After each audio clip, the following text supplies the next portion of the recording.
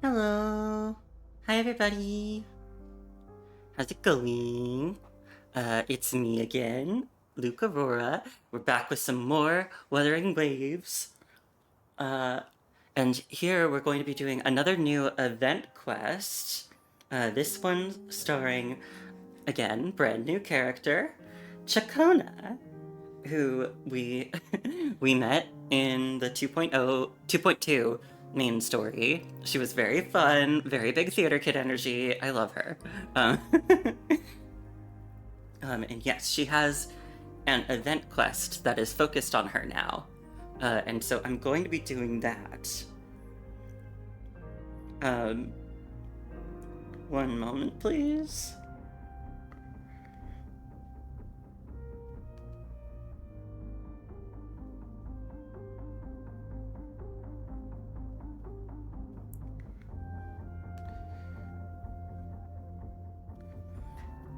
Yeah, I had a, I'm sorry I'm late. I had some issues with my computer. Um, trying to get the game started. I've been having an issue lately, that I might see if I can talk to a friend about because I like to figure out how to fix it. I mean, restarting my computer is usually helping, but it's like it seems like there's some kind of like thing where, oh hi Ash Frost, how are you?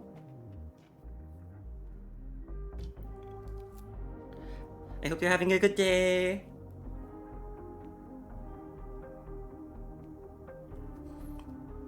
Yeah, I've been having an issue with my computer. It looks like there's like, I don't know, like some kind of like memory buildup or something, where like as my computer stays on longer, like for some reason the memory it's using just gets bigger, and I don't know why. I'd like to figure out why that is so that I can find a solution for it, but I mean, I guess right now the solution is just restarting the computer whenever that happens. But yeah, I'm back now. We're here.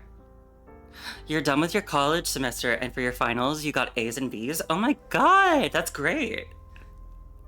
Ugh. I always felt so relieved when I finished my like college semester. You're graduating with your associate's transfer degree. Ooh, that's really good. So you're sorry, a transfer degree.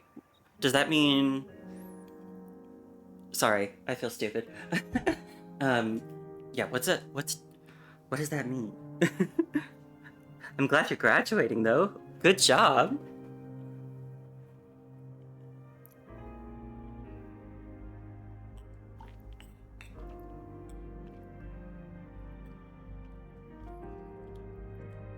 Ooh, just having a little drink. Um, but yeah, good for you, Ash Frost. I hope you can take a really, really nice break. You're transferring to the university you got selected to and fully focusing on becoming a forensic scientist. Ooh. Okay, I figured it probably had something to do with transferring schools, but I wasn't sure, so I wanted to ask. And you're trying to be a forensic scientist? Ooh. Sounds cool. I don't think I could ever do something like that, but like it's really I think it's really cool that you're able to. I hope it goes well for you. I mean, like maybe I have the wrong idea about like what forensic science is, but I just don't think I'd be able to do it. But anyway, so this is the new character who just came out. Her name is Chacona. Um, and again, if you've gone through the 2.2 main story quest, you've met her briefly. She's very like, very funny. I like her. Very artisty. She's a wandering bard. Forensic science can go into multiple branches: psychological evidence gathering or profiler. I see. Have you like decided on which branch you're going to go into, or is that a decision that you make later, or maybe you're just not sure?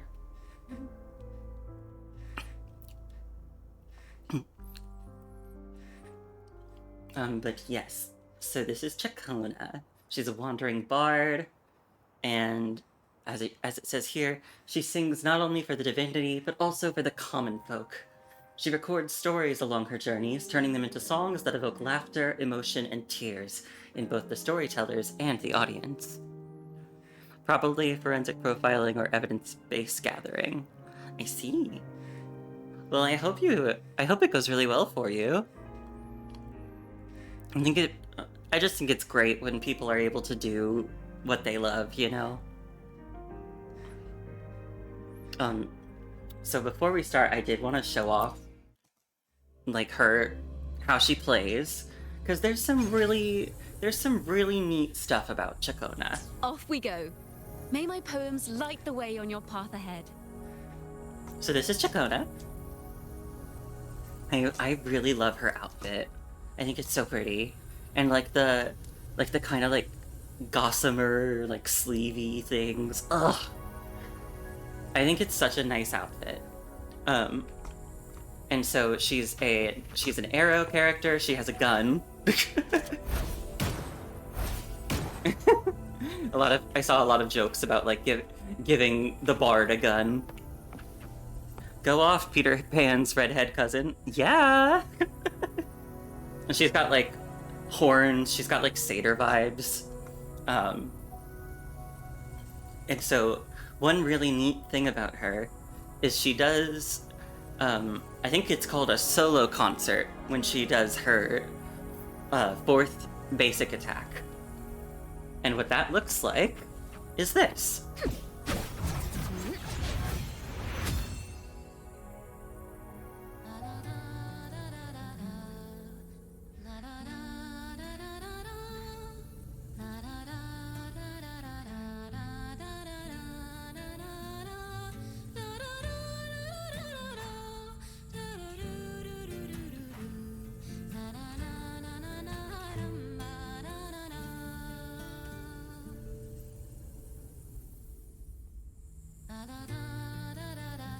I just think it's so neat that she does this. And when you move, she creates a little, like, shadow of herself that continues doing it, because these provide an arrow damage bonus. She's a bard that likes to heal with music, but she's not above using modern-day solutions. Yeah.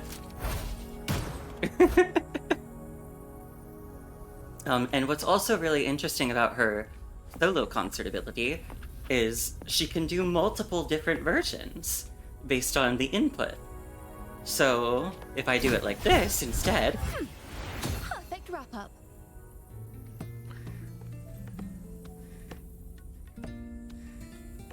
So now instead of singing, she's hitting a little drum thing.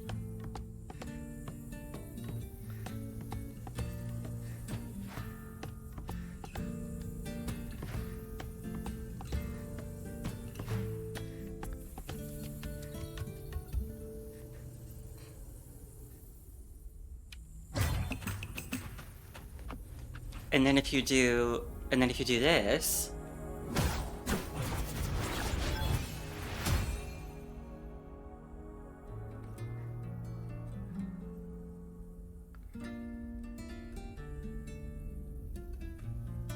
she's playing on her little looped guitar thing.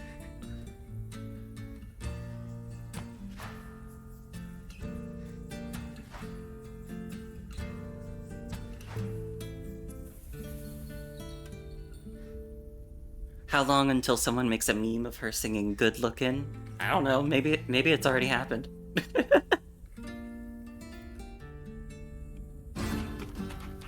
But yeah, so that's a really interesting thing that she can do. And she's also got another little bit of music, but I think I'll start this trial before I show you. Listen, the trio of destiny.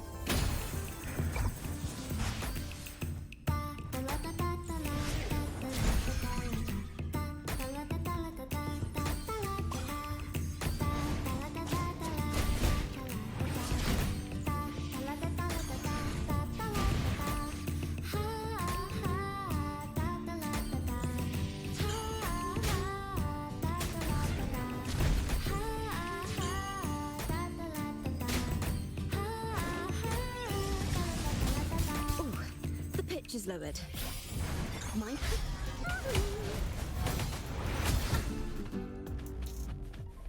Faster! A perfect chord. Tuning in. Ta-da! A grand overture.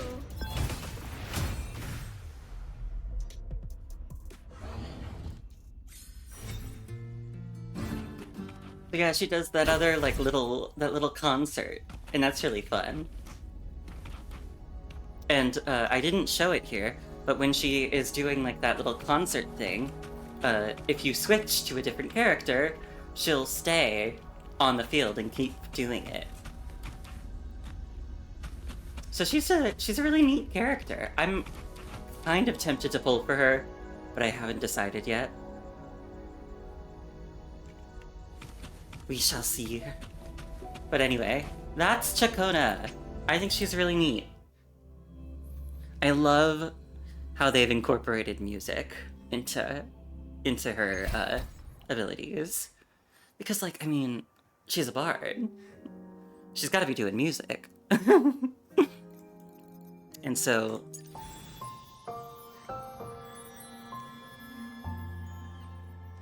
we've got this event quest centered on her that we're going to do. Your summer will never wither. A rumor about demons is spreading through the streets of Raguna, with an article pointing to the former Poet Society, Golden Anthem. As you dig deeper, you uncover a tragic story deliberately concealed by the Order. Ooh. So I'm excited. Oh, that was interesting. That was a different musical riff.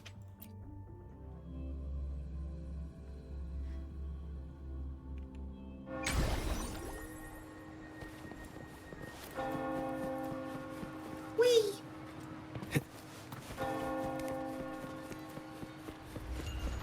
I gotta go to Trattoria Margherita between 8 and 12.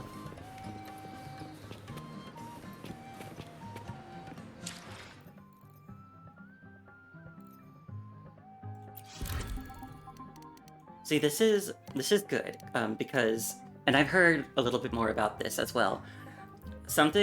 When I finished the 2.2 main story, one thing that worried me a little bit, or that I was like, was like, I was hoping that wasn't the end of this particular, like, storyline, because I was like, I feel like there's so many loose ends that we still have to wrap up with the Order. Like, I am not ready to move on. We still have to deal with these. And I do think, now, with this event quest, we are revisiting the Order. So I'm hoping that we're gonna get some more development and some more, plot movement there.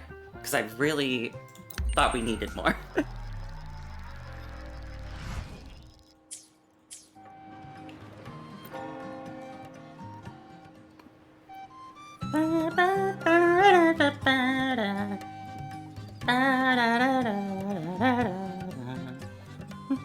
Carlotta!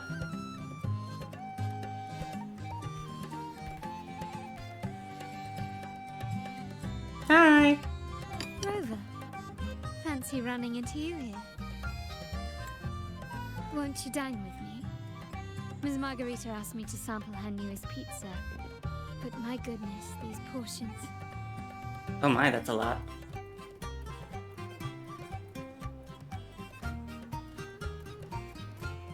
Did you hear what the Order's acolytes found while clearing the abandoned library?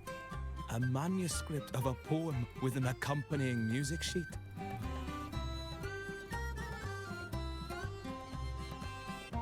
The public has already caught wind of its contents. Did you know it was signed as Golden Anthem?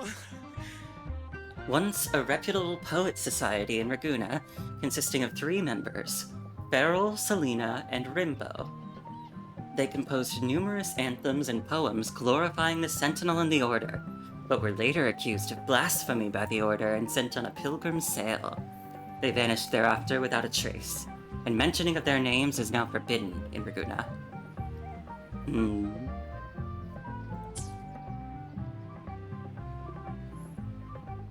They say it was the last work, written aboard the Pilgrim's Sail. I reckon the original finder fished it out the sea and put it in the library, not knowing what it was. Shh, quiet. They're criminals. Best not mention them in public. Golden Anthem? Shh. That name is not to be spoken of in Raguna. Simply put, the Golden Anthem was once a renowned poets' society. Their 3 members were once the Sentinel's cantors, but the Order banished them for insulting the divinity. Allegedly, their pilgrim sail caught fire and none on board survived, and thus their last known work disappeared. Well, since the manuscript is no longer secret, how does the tune sound? Give me a second. Let me think.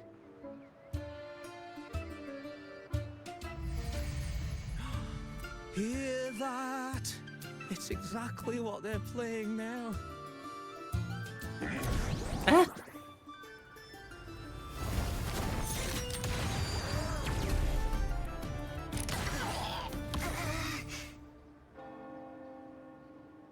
What just happened? Well, it would appear they were possessed by daemons, just as this very article suggests. Ah, yes, and I'm sure you had nothing to do with that, Cristoforo.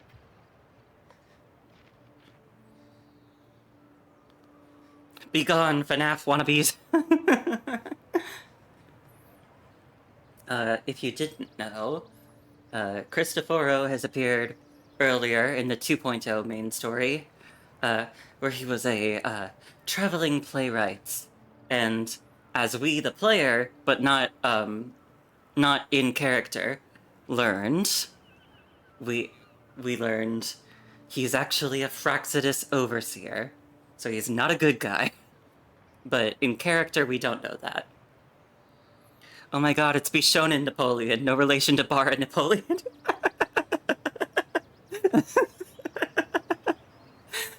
Yeah. we have both flavors. God, if there was one thing I would never say, but that FGO made me say, it was I never thought I would say sexy Napoleon. But then FGO happened and gave us, as you say, Bara Napoleon. Friends, it's been too long. I gather you were also listening in on that conversation about the Golden Anthem's last work? What did you mean by daemons? Resentful of the Order's verdict, they committed to paper a curse upon Rinasita and Raguna. Those favored by the divinity were the most willing to raise the blade of rebellion, for they alone knew how to make divinity bleed and doctrines crumble. Though they died in exile to a great fire, their resentment festered in their music and poetry, transforming into horrors known as daemons.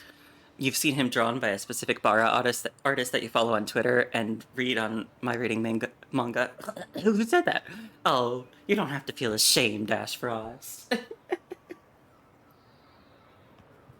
I understand. It's okay. Like the fire that dragged them to hell, these daemons will spread throughout the land and burn all of Raguna. This article was recently published in the Raguna Literary Journal. Quite the perspective, wouldn't you say? Vengeance born of resentment. Such dark and twisted characters are hard to resist. Perhaps someone unwittingly played that tune just now and opened the plushies to possession by the daemons. Then again, it's all conjecture. Those in the Poets' Society died years ago, and who's to say what really happened? Now, if those vengeful spirits really do exist, well, out of all the patrons here, they went straight for you, Rover. Curious and curiouser. By the way, It just so happens that I made a copy of the Poet Society's last work. Here, take it. Consider it a little souvenir from your spirited encounter. Maybe it'll prove useful later. Goodbye, friends. A change of venue is in order. I must finish my play. A game that also made you say things you never thought you would say is date everything. Oh, how is that game? I mean, I've heard of it, but I don't know much about it. But I mean, I know what it's about, and so I can imagine what some of the sentences you might have said were, or some of the things, such as like, I don't know, perhaps sexy laundry machine.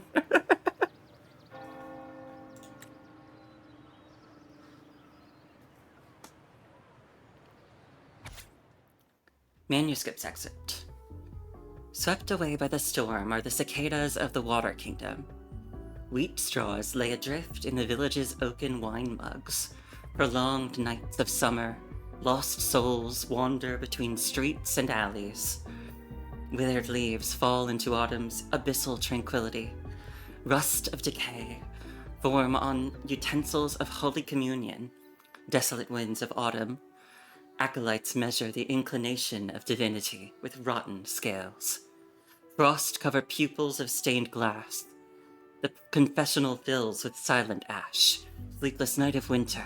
A wandering bard holds a frozen lute, playing sounds that never reach. With our bodies to fuel the fire, the ensuing inferno shall forge Raguna's true gold.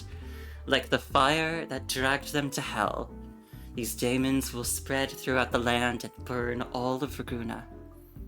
Let this sail take us past the towers, past the surrounding walls, and past the sentinel sculptures, as we descend silently into hell. Till this song drowns into the brilliance of the sunset. Oh, the game isn't out yet. It comes out in June. A game that made you say, how the hell did a game make you want to bang a door, a table, a laundry hamper, a fridge, and a set of hangers? by anthropomorphizing them and making them sexy. Like the fire that dragged them to hell, these daemons will spread throughout the land and burn all of Raguna. Is that really going to happen? Unverifiable, yes, but not entirely dismissible. That said, a peculiar entity did indeed manifest, and it attacked you. So, let's start at the very beginning. I have a friend who's an expert in deciphering music. I believe you've met her before. She who resembles Topaz should still be near Whisperwind Haven at this hour.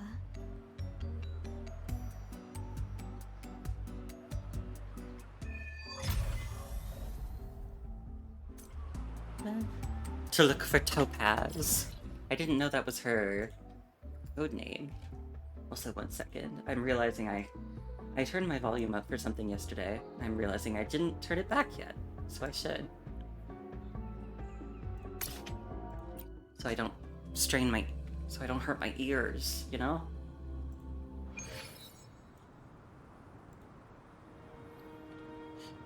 You know you say out-of-pocket things, but this is ridiculous. The 2020s is the year that artists said if we can give it 2 legs, holes, and good body shape, it is dateable.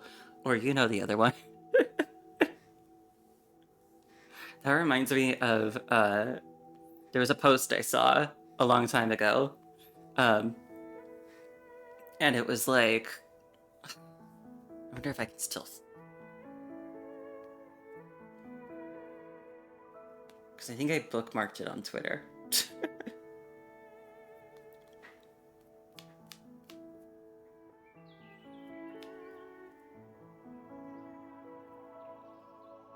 Oh yeah, here. It says, machines can never produce true art because they can never be horny, the first step in making any piece of art. And then also, the version of the post I'm looking at has the whole thing in like a speech bubble and then coming out of the mouth of Eleanor from The Good Place, because this is absolutely something she would say. I feel like I can just like hear it in her voice.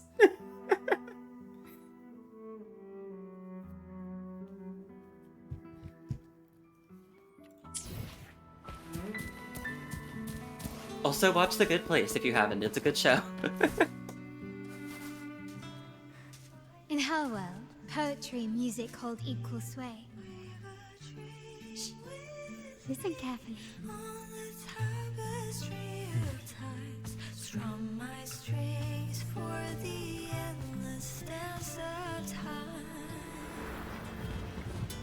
To fly is not to flee, but to journey towards the dreams. All the hopes will set us free from doubts and fears deep within.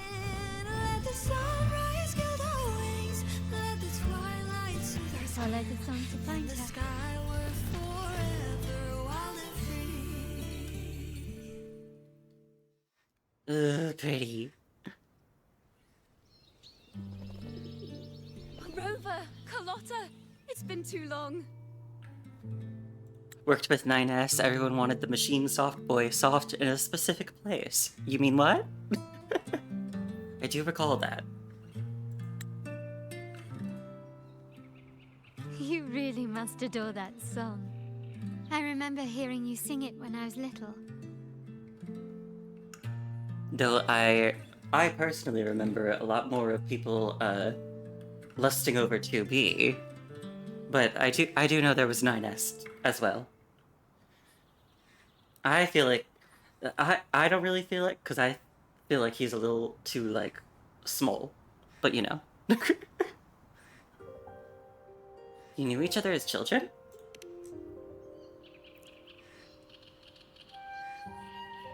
When I was a child, whenever I passed by Chacona's house, I'd always hear music drifting from the courtyard. Lively, spirited, and so full of emotion. I remember it well.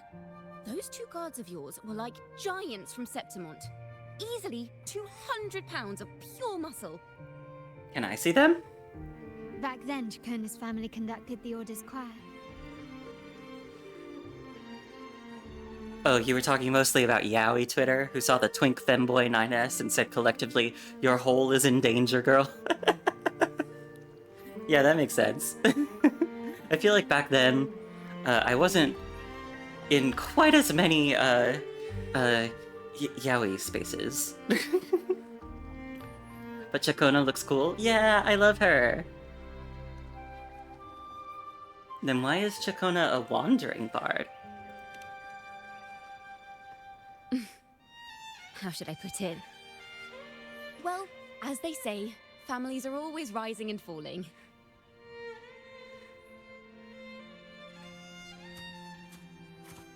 But a song is a song, whether sung in a grand hall or beneath the open sky. As for family matters, let the past stay where it belongs. When you first got Twitter, you pretty much fell into the Bara Yowie hole.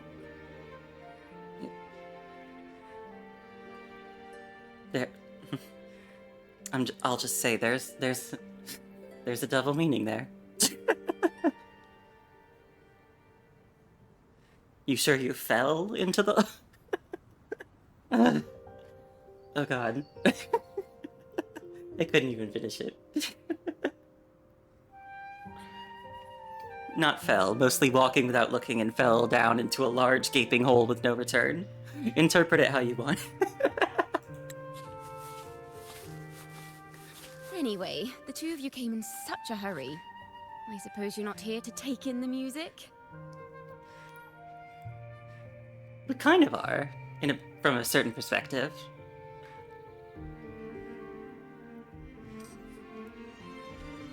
Oh, so you eavesdropped on a man rambling on in C3 Sharp, and then, poof, out pops a monster.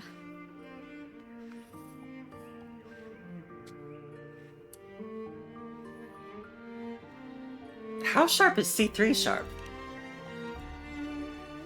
Let me see. It should sound something like this. About that, Sharp Rover. Thank you. I think she has perfect pitch. You like how the green and red are a nice contrast? Makes her character stand out. Yeah, I think it's a really nice color scheme. And I like the color green of her outfit. Yep, injustice grading. I know, right? We should suggest to Miss Margarita that she add new signage. Sing with civility. It starts with us. Can we discuss restaurant etiquette later? Of course.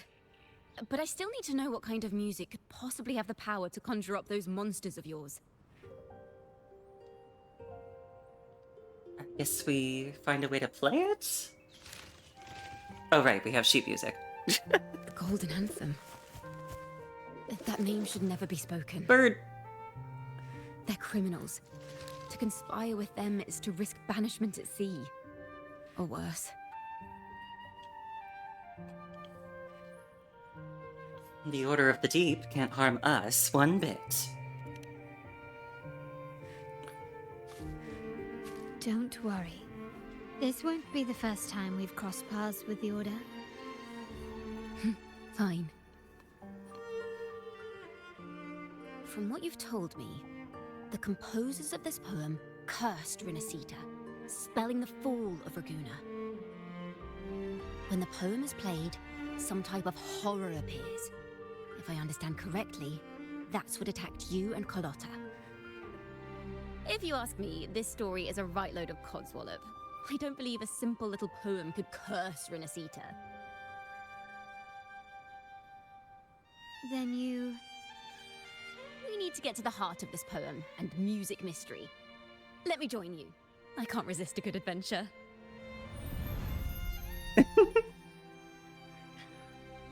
Her expressions are so I'll fun. help you find the link between the music and those daemons. But in return, I want you to hand these pages to me for safekeeping. Yes, of course. Sure, no problem. For Then we have a deal. safekeeping.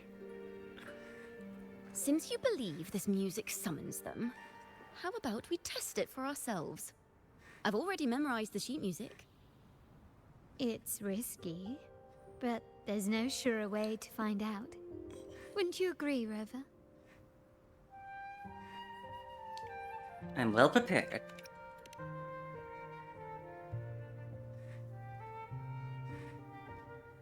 The final work of poets banished to distant seas and condemned to death.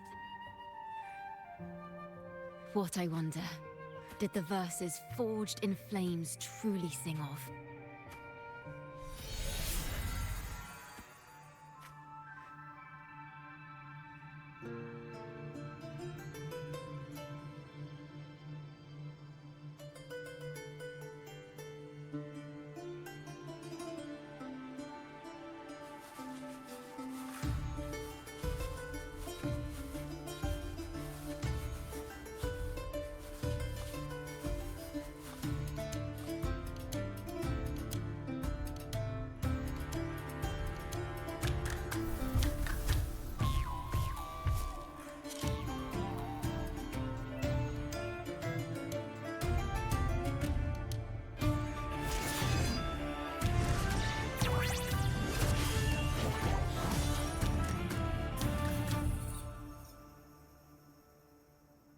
They're back.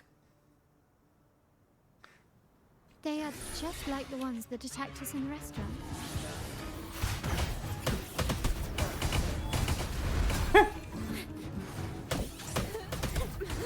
Ta-da!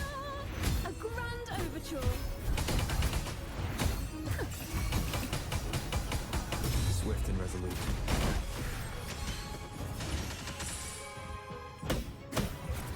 That's the perfect chord. Mind the tempo.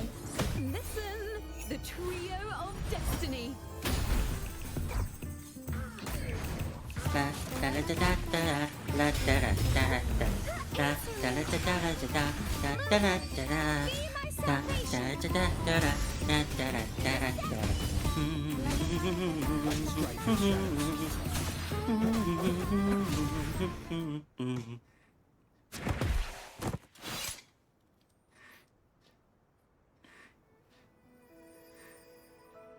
Careful.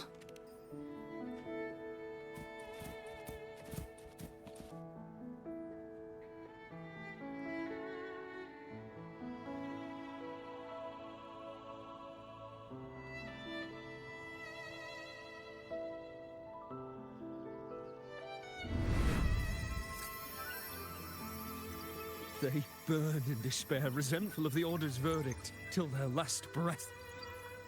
Their last work is nothing but a curse upon us all. With our bodies to fuel the fire, the ensuing furnace shall forge Raguna's true gold. Is it saying Raguna will burn to the ground?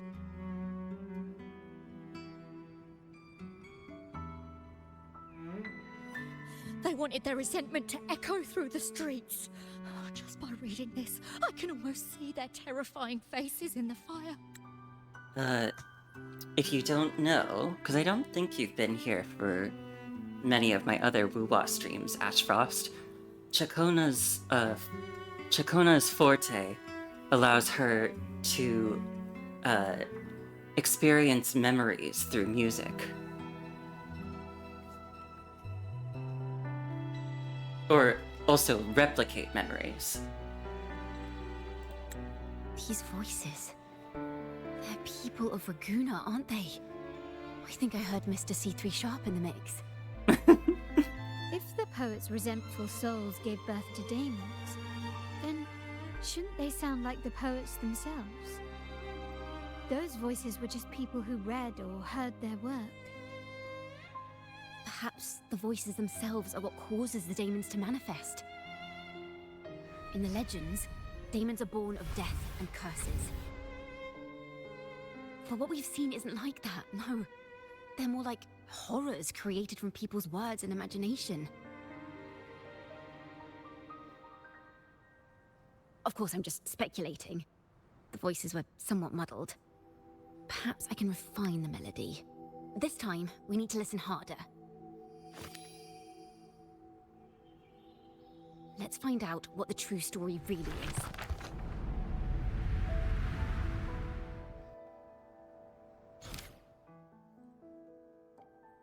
Truth of the Daemons. As Chakona adjusts the tune, melodies from the daemons reshape into a realm. From within, you will learn the truth of their origins. This is a realm created from melodies. Music can transcend space and time to bring memories and stories to life. That music sheet is no ordinary piece of music, is it? No. Normally, you can't perceive the frequencies in a melody. But that manuscript lets you see the world as I do. That part with the daemons should be right here. They burn in despair, resentful of the Order's verdict, till their last breath. Their last work is nothing but a curse upon us all.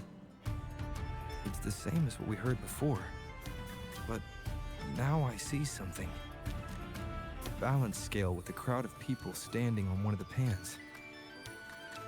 What are they weighing? The two sides of the scale represent differing perspectives. Once a work is made public, its meaning no longer belongs to its creator alone. It is shaped by the interpretations of its readers. And that's what we call Death of the Author. Perhaps it was a simple poem at first, nothing more. But then that article claimed it was a curse upon Raguna.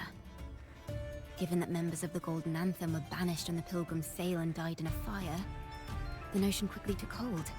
No one knew exactly what happened, so they filled in the gaps with their imaginations. With motive and a complete story. Perhaps that's all it took for a lie to become the truth. Each time someone plays their last work, it summons daemons. This is the Golden Anthem's revenge and curse upon Raguna. But still, words and imagination alone cannot bring something into existence. Unless there's a resonator involved. Yes, someone must have used them to create the daemons. What if the mastermind pulling the strings from the shadows is the author of that article? Daemons are bound to their creator, so it might not be a coincidence you felt them target you at the restaurant. There could be a connection between you and this mastermind. And perhaps they have their own reasons for wanting to see you silenced. Oh. Pick this option and find out how the story unfolds. Will these daemons affect Raguna? Imagination knows no bounds. If left unchecked, such incidents will only increase. For resonators, dealing with them isn't much of a challenge. But for ordinary folk, it's It's enough to spark panic across the city. Finding the one pulling the strings should be our priority. Imagination knows no bounds. If left unchecked, things could only get worse. The real ending still has some missing pieces. Let's try again. Let's try again to find the story's real ending. Resume from choices? Consume inspiration to unlock more endings to the story. Inspiration is restored by 1 point daily. Use it to unlock special choices. You could...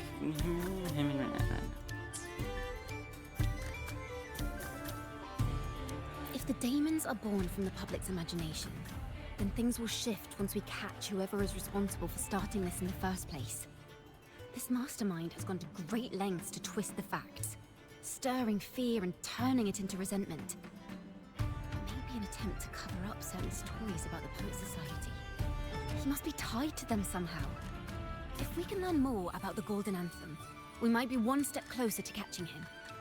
You realize people's interpretation and imagination of music and poems are what brought these daemons into being.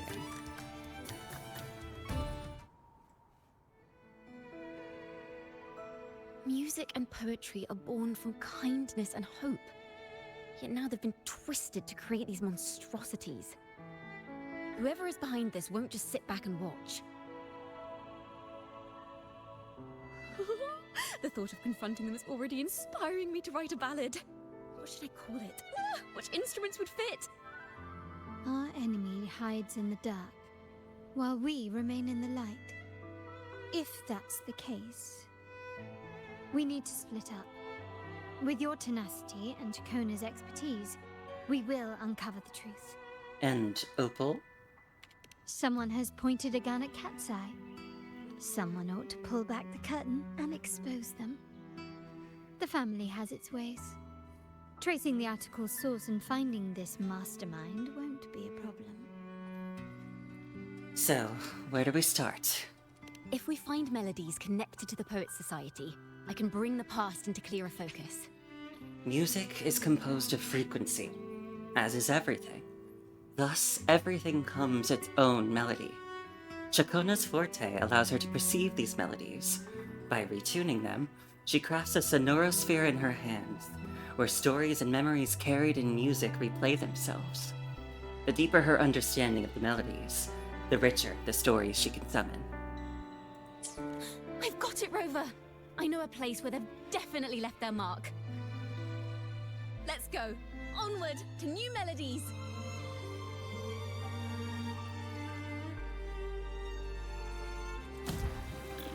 Oh! Okay. I really admire the wind. It's free to go anywhere without restraint. If only it could carry my poems into the hands of everyone across the world. I wonder if... Because there was another...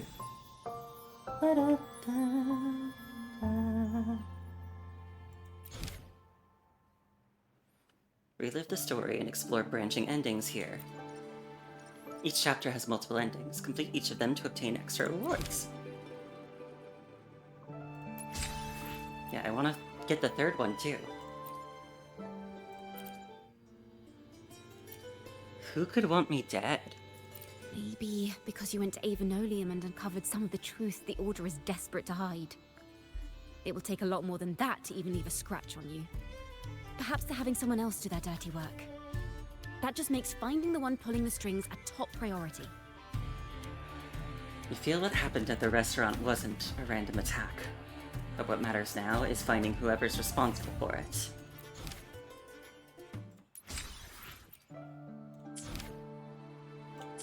Oh wait.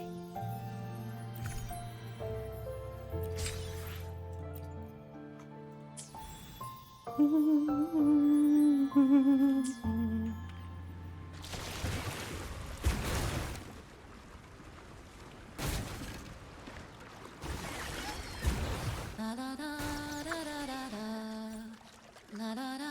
da da da. La da da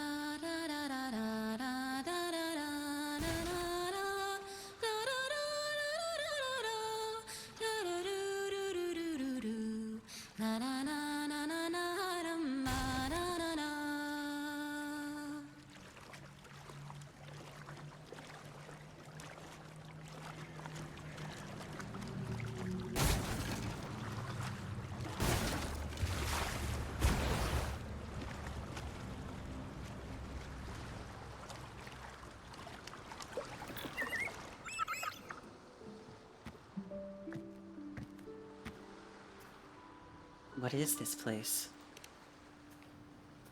Ta-da! Welcome to Requiem Paradise.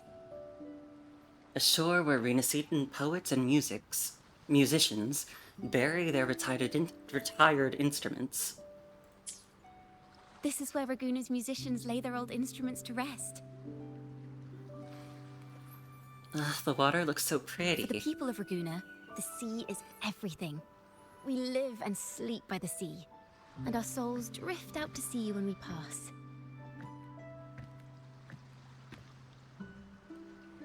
Since an instrument is an extension of the musician, it's only fitting that it's buried by the sea. May its dreams be long and sweet before returning to the waves. I'm certain this is where the poets of the Golden Anthem laid their instruments to rest before their banishment.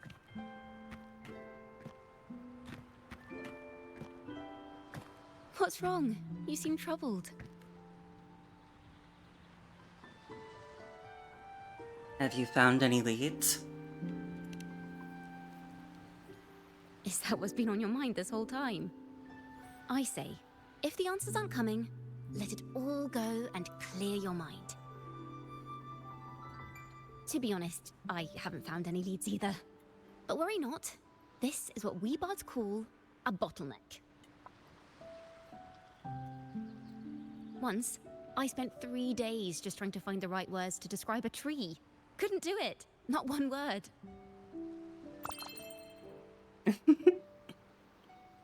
So, I stood under that tree and prayed for an apple to fall on my head. You know, just like in those stories where inspiration strikes after an apple hits you. And, well, at least you get a snack out of it. So, did an apple hit you? Sadly, the apples weren't ripe and none fell. No free nibbles for me, unfortunately. Aww. I love her. What?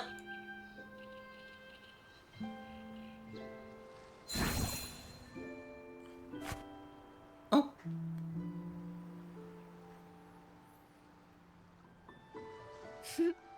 Try it.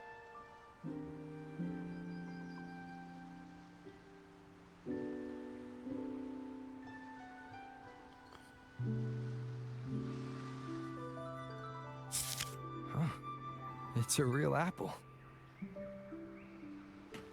Later, when I finally decided to leave, I looked up through the gaps in the branches and suddenly saw a blooming flower atop a cliff.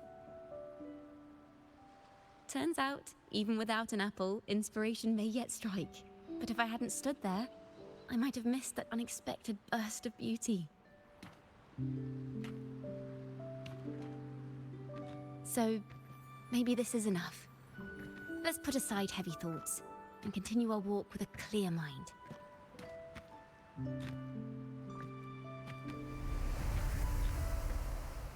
I'm starting to understand why Carlotta calls you Topaz. Is that so? But I'm nowhere near as dazzling as the sun. If anything, I'd rather be like Icarus in the story. Soaring freely in the sky, even if it means falling in the end.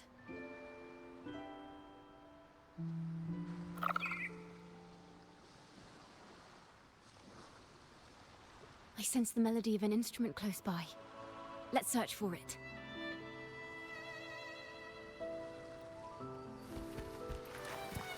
Use the sensor.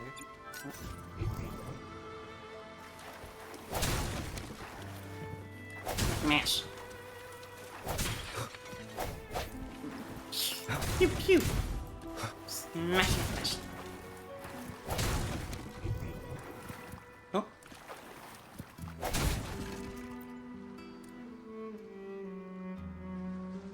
A harp. It's in excellent condition, but its tone is flat and dull. Let's keep it for now and see if there are any other instruments nearby.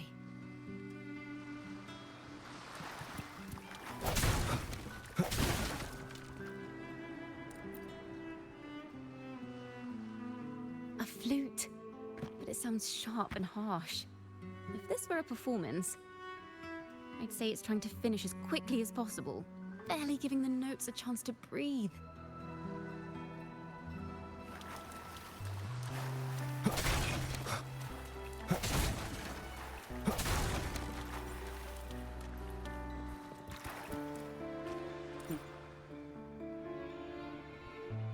Is that a lute?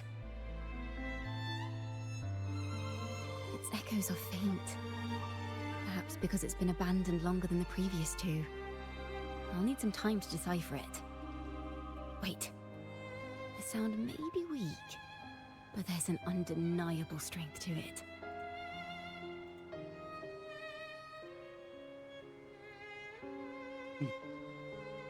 Rover, behind you! Ah! We didn't play any music this time! It seems this lute likely belonged to a member of the Poets Society. Which is to say, it holds the melodies they left behind.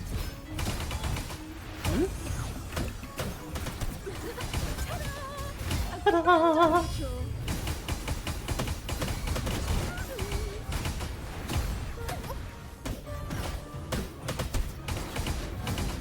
A perfect chord.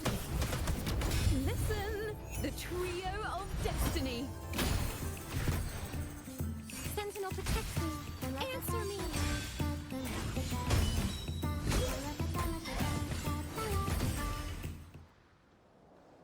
The timbre also matches. I believe this lute is exactly what we've been looking for. Sometimes, even when the instruments are the same, the performer's mood can change the entire sound. For example, this lute doesn't seek to boast. It speaks softly, like a traveler sharing a story over tea in the warmth of an afternoon. The true purpose of music is to express what words cannot. It certainly has the style of a poet. Rover, if there's something you want to say but can't put into words, if you sing it, maybe I'll understand. But I haven't even heard you sing yet. Me? Perhaps another time. Once all this is settled, I'll perform for you. Be sure to listen closely then. Now, it's in the lute's hands. I hope this melody holds a tale worth telling.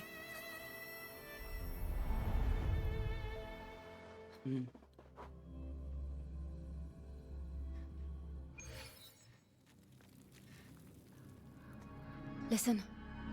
I hear something up ahead. Ooh, creepy.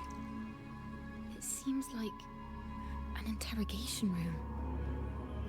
This melody carries the weight of the Poet Society interrogation. Let's keep moving. Take care with each step. The melodies left by these instruments are extremely fragile. The realm we're about to enter will appear fragmented. We may find ourselves straddling vast rifts in time and space. A single misstep could draw us into other melodies, leaving us lost within them. Are we inside a pipe?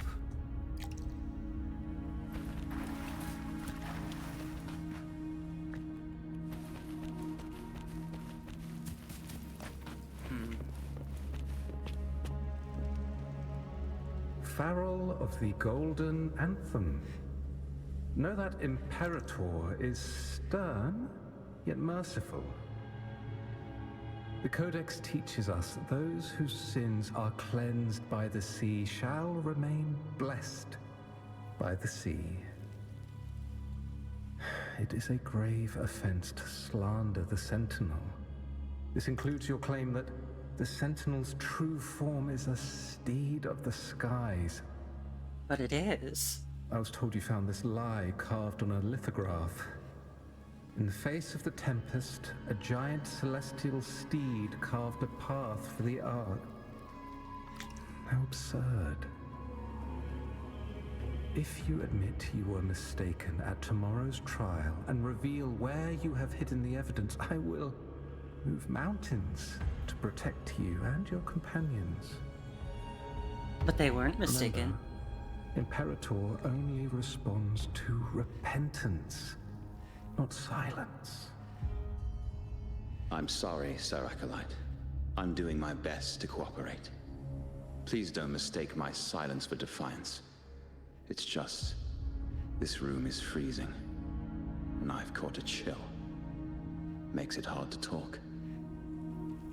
I'm afraid that by the time I see the Sentinel, I will have lost my voice entirely.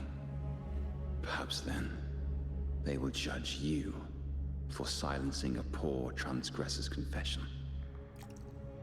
As long as you repent and help us destroy those blasphemous poems and songs, the Sentinel shall show mercy. You are a wise man. I trust you will make the right choice. I look forward to seeing you tomorrow. Good night, Mr. Farrell. Hi, Sionix. I will Welcome. always be here should you wish to receive the Sentinel's mercy. No need to worry, Sir Acolyte. In fact, I'm beginning to enjoy the cold. Neither official nor private records show them as having ever repented in the Cathedral of Mercury. This melody is fading fast. Let's check if there's anything nearby to amplify it. I hope you're having a good day, Sionix. Farrell's gone mad. He ought to have hidden the truth in our secret study. Why would he slip this dangerous knowledge into his poems and hand them out to children? We ought to have buried the truth. Buried the truth. What are you thinking? It just occurred to me. Is that our mastermind's true aim? Not only to bury the past, but also to silence those who know the truth, like you. To that end, he stirs panic to deepen Ragonese prejudice against the Poet Society, using this opportunity to create monsters born from our words. Words and music are weapons without form.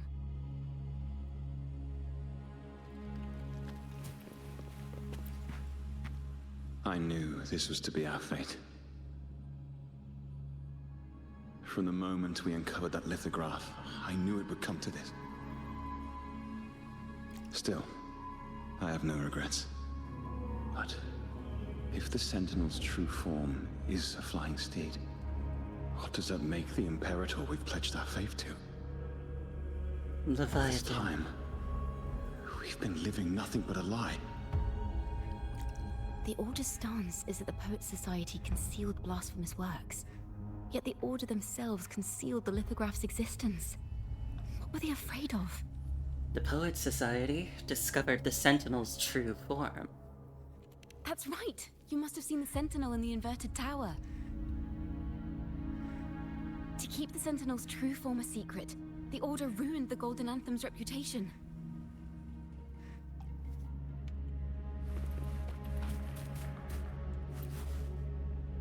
I understand what Farrell was trying to do. We're not adventurers or mighty resonators. We don't even have the time or ability to determine whether that lithograph is real or fake. Farrell only wanted to share the voice of uncertainty. He hoped someone might understand his doubts. Our fate has been sealed. All we can do now is choose what we believe and carry what we hope to be the truth to our graves. They don't sound like they're full of hatred at all. If anything, they appear to have anticipated what would happen. During the interrogation, they kept their composure and did not offer fierce resistance. In fact, they even showed sympathy for the interrogator. Everything seems to revolve around the Order. Could they be the ultimate mastermind behind this? We don't know that for certain. But at least we now know the Poet Society would never place a curse on Raguna. The melody is fading faster now and becoming unstable. We should leave. We can continue our discussion later.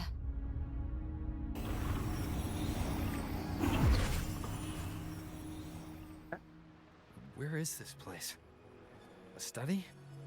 Chacona, are we? Chacona? We must have gotten separated. Chacona did say even a slight misstep could draw us into other melodies. Am I? Hi, Red Earthling. How are you? It's good to see you again, too. And yes, I've been doing really well.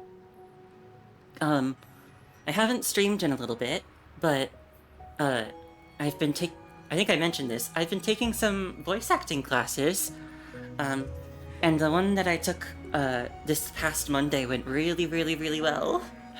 At least I think it did. I got some really nice feedback. And I hope you've been doing well too. You are to build a home here, like seabirds. Dwell upon the water, just as countless stars dot the night sky. I don't know if what I'm feeling is right or wrong. They were clearly the Sentinel's cantors. Why would anyone call them criminals who insulted divinity?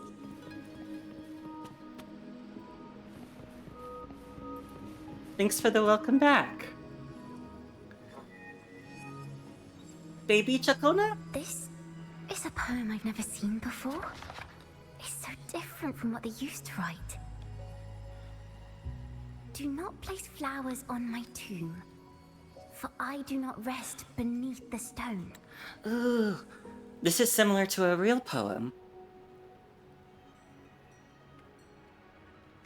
Let me look it up.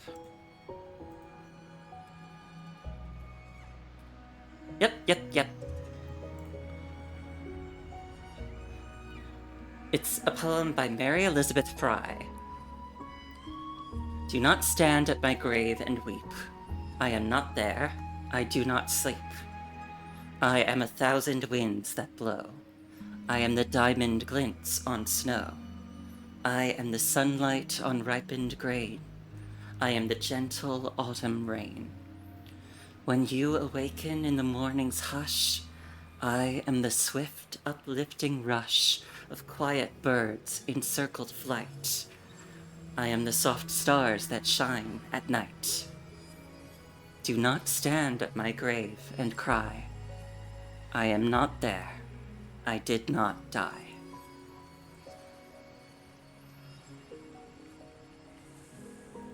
I really like that poem.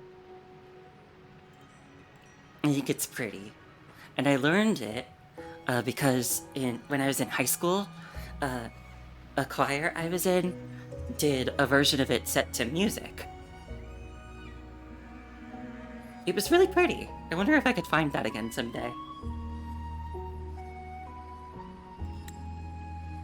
I am the sea wind at Raguna's walls.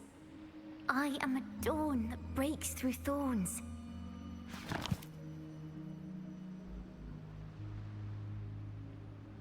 I am a nighthawk of wings aflame, soaring towards the celestial steed, whose praises I sing and whose true form I behold. The autumn night's brightest constellation, shrouded in legends. A poet of Golden Anthem once wrote, I am a nighthawk of wings aflame, soaring towards the celestial seed, whose praises I sing and whose true form I behold. Such imagery always evokes Renacita's sentinel, but why swords towards it and behold its true form?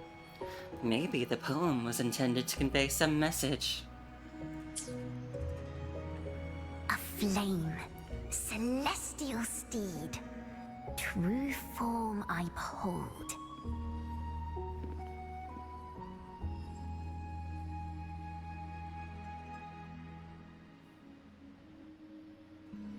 Let's follow her for now. So she didn't have her horns as a child. They must be a mutation that came from her awakening.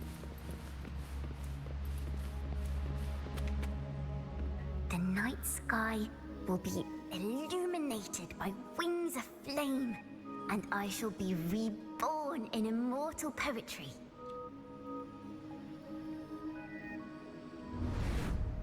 Because they cannot banish the truth, the Order of the Deep instead banished us to the sea.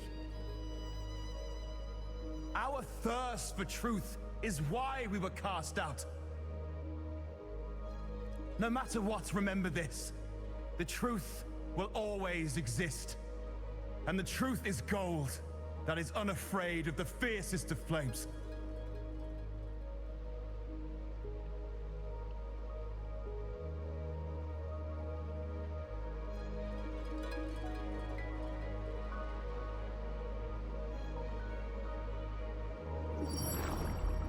Can't get through, but the sounds are coming from over there.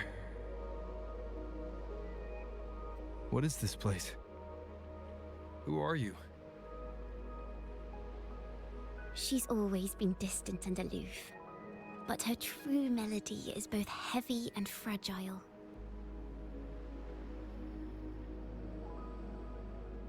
Chakona Toccata. As long as you still draw breath, lift your eyes and look. With this poem, your life is eternal.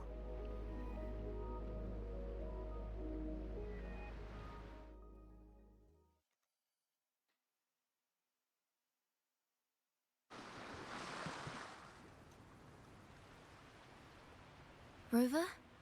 Rover, are you all right? Ugh. Finally, I got you out of there. You must have been drawn into a different melody on our way out. Oh, I'm gonna tell her. I'm gonna tell her what I saw. I just walked into his study and ran into a strange little girl. She seemed quite taken with the Poet Society's work. She mentioned a name. Chakona Toccata. I see. I don't know who you met, but Toccata is my family name. As I said before, for family matters, let the past stay where it belongs. Just call me Chakona. We don't need to overcomplicate things. Well, we have made some progress. The melody we were in gave me a hint on what to do next. Next stop is the Order, right? Yes. Seeing as they banished the Golden Anthem, we might find more clues in the Cathedral of Mercury. But will they just let us roam there unimpeded?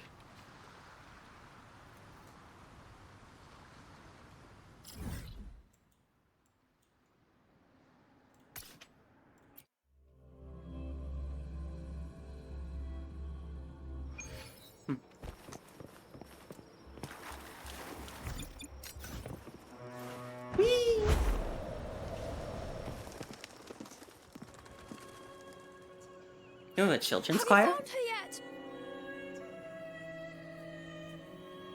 No. She's not here either. Oh, greetings, brother and sister. Might I ask, have you seen someone dressed like us who likes to walk with her head down?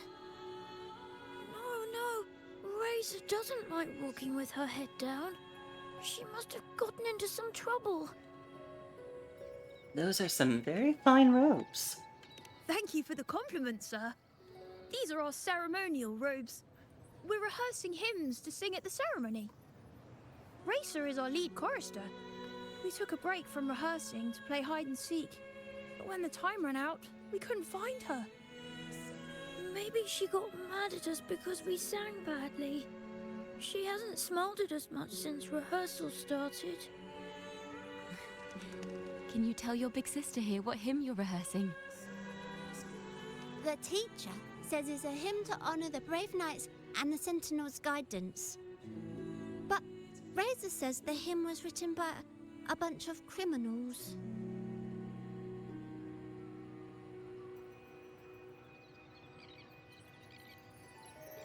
Well, which way did Racer go?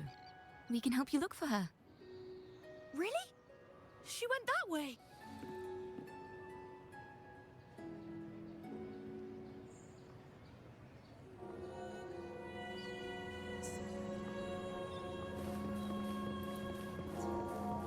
Let's see.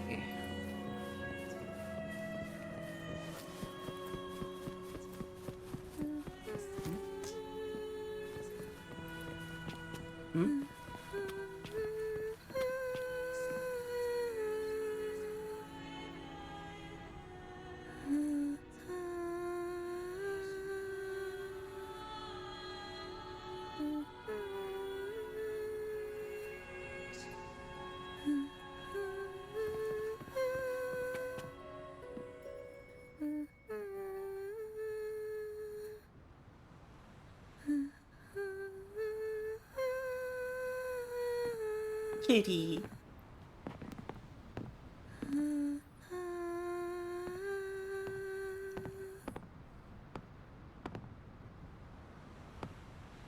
Such a beautiful voice, isn't it?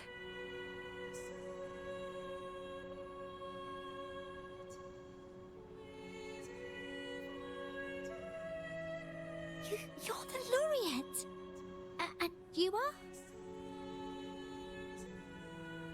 My name is Jacona. A friend of mine.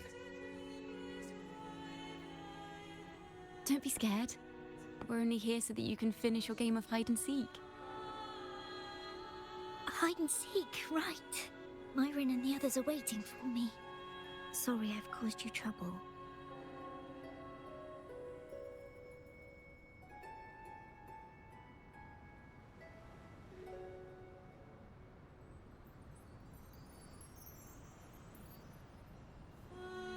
How about a little chat first? Something's troubling you. I can tell. What? Of course not. The ceremony is coming up, and the choir still has so much to rehearse. I'm fine.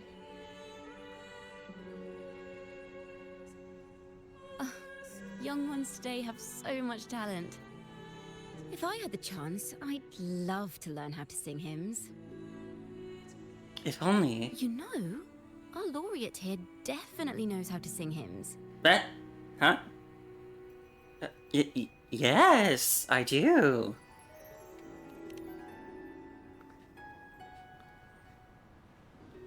Just tell me what's troubling you.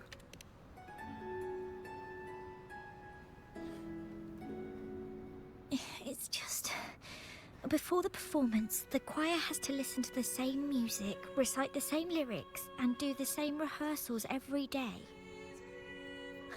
What's more, the hymn we're practicing, it was composed by bad people. Teacher calls them heretic poets. Myron and the others never complain. They're always eager to sing praises to the Sentinel on stage. But now, their dreams are all dashed because of me.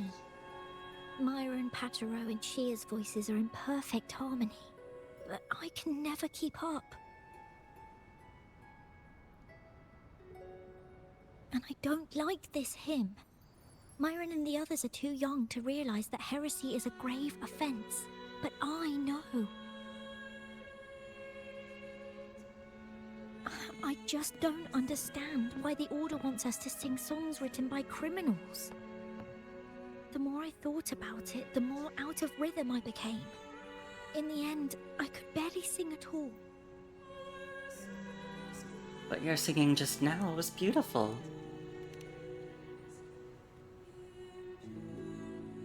That song just now? I've already forgotten how it's supposed to sound.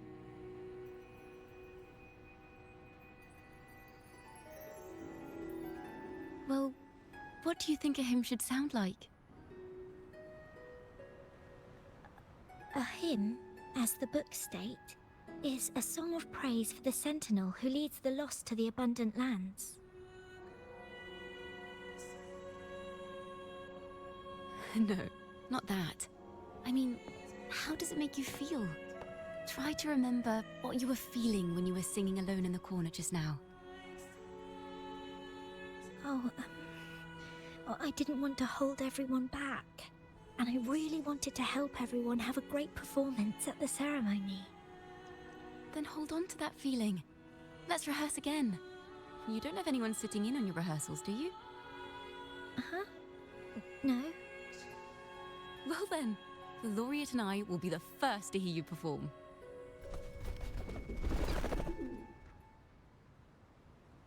Ooh, neat transition.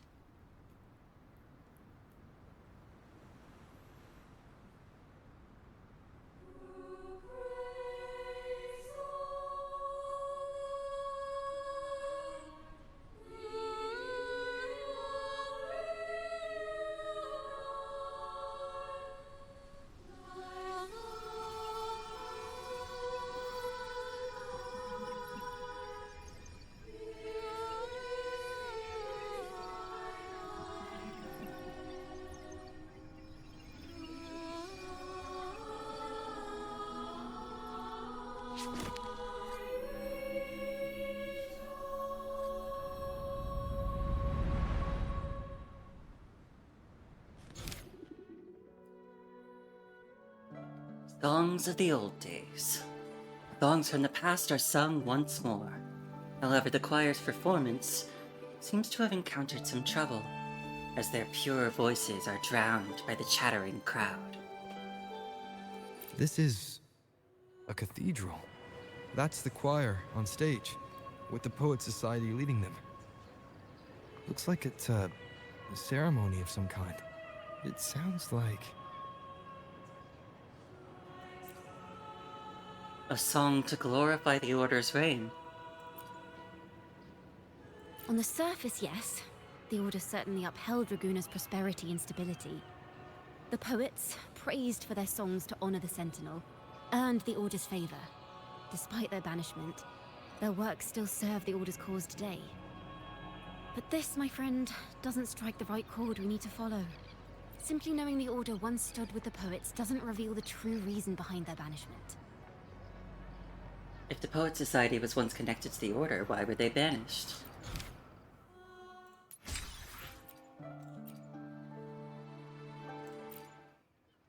Let's see. A triumphant victory song for the Knights. It sounds like a song celebrating the knights who defeated the Tacit Discords at Whisperwind Haven. Wait.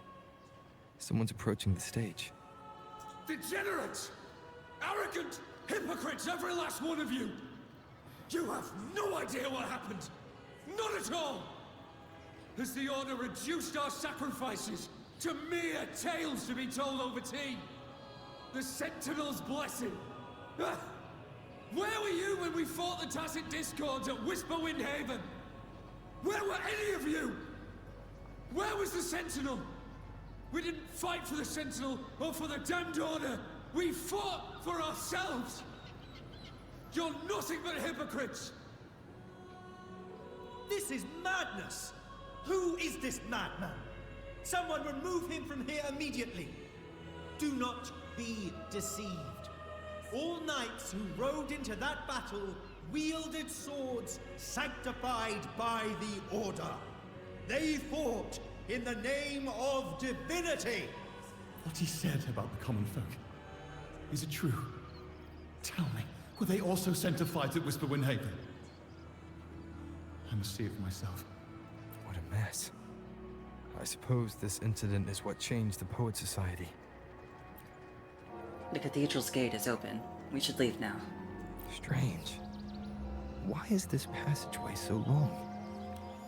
This is the same study I stumbled into in the Realm of Melodies. Afternoon tea! Yes, please. The odd tea and biscuits, miss.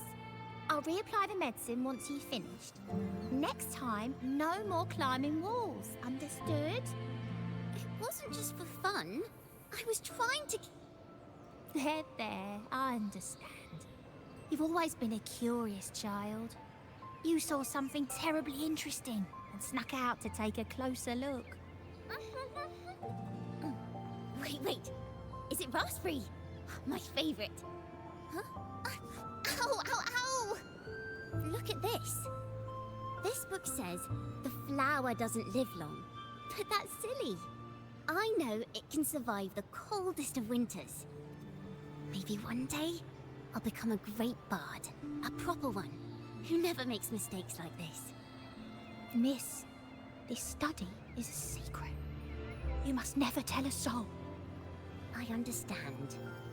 But I've always wondered, why do people say they're guilty? There are so many interesting poems and songs here. Why won't Father let me see them? Oh, you'll understand when you're older, miss. The common folk once criticized the Poet Society's works. The poets themselves wondered if their creations were telling the truth. Oh, what splendid singing! Even the laureate was enraptured. Racer did wonderfully. Thanks to you, I figured it out. Sincerity is what truly matters when we pray and sing praises to the Sentinel. Yes, a hymn isn't just a few lines of history. It is shaped by your feelings and experiences. A hymn may differ in each person's eyes, but its resonance and meaning are universal. I hope you'll give the audience a spectacular performance on the day of the ceremony.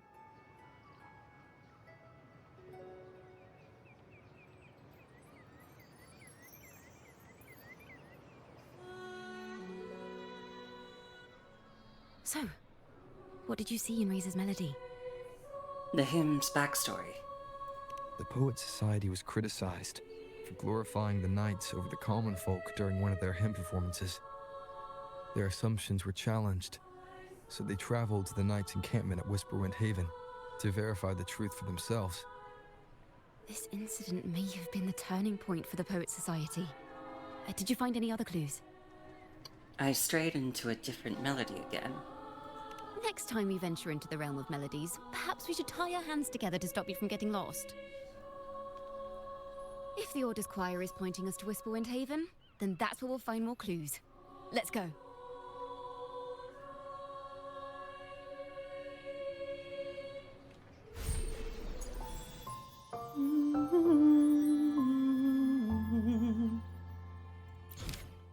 So here's the thing.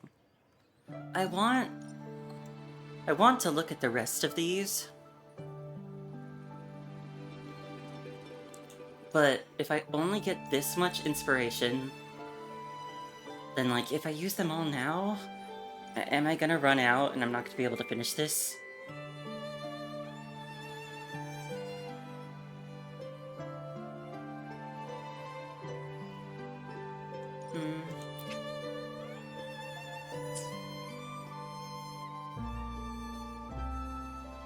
I guess I just have to choose. Do I want to get all of them now and maybe just like end up leaving the end for another time? Maybe in a couple days, or...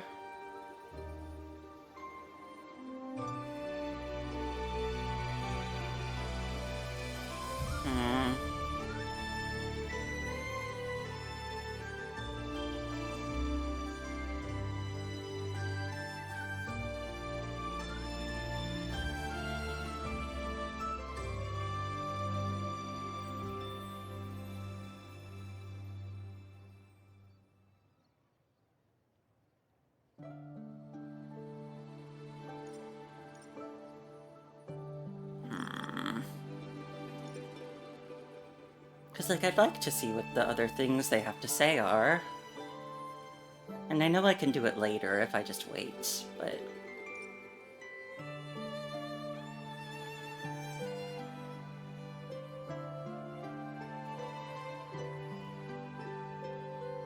I'm gonna do it.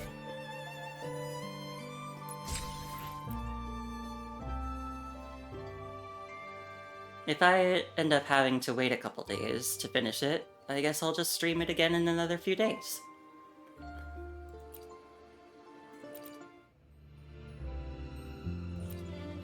Nothing but pointless noise. Ugh, rude. Banished and forever stripped of the right to sing for the Sentinel and the Order. That much is true. The Order's records say as much. But there's still something missing.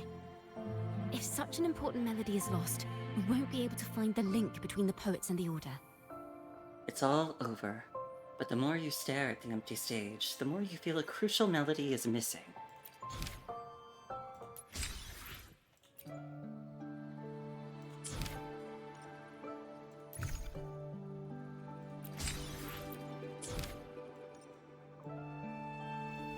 What are these completion awards?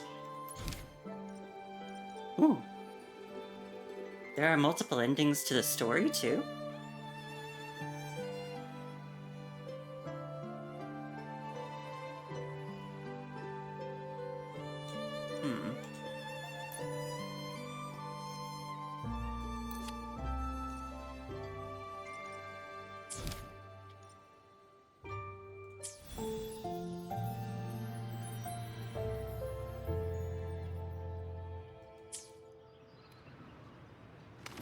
Well, let's continue.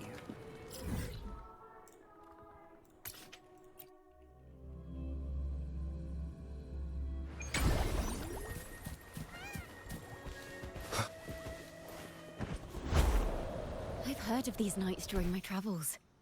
This should be where their old encampment stood. But there don't seem to be any instruments, poems, or music here that carry the memory of a melody. Let's try searching the area first. Into the book.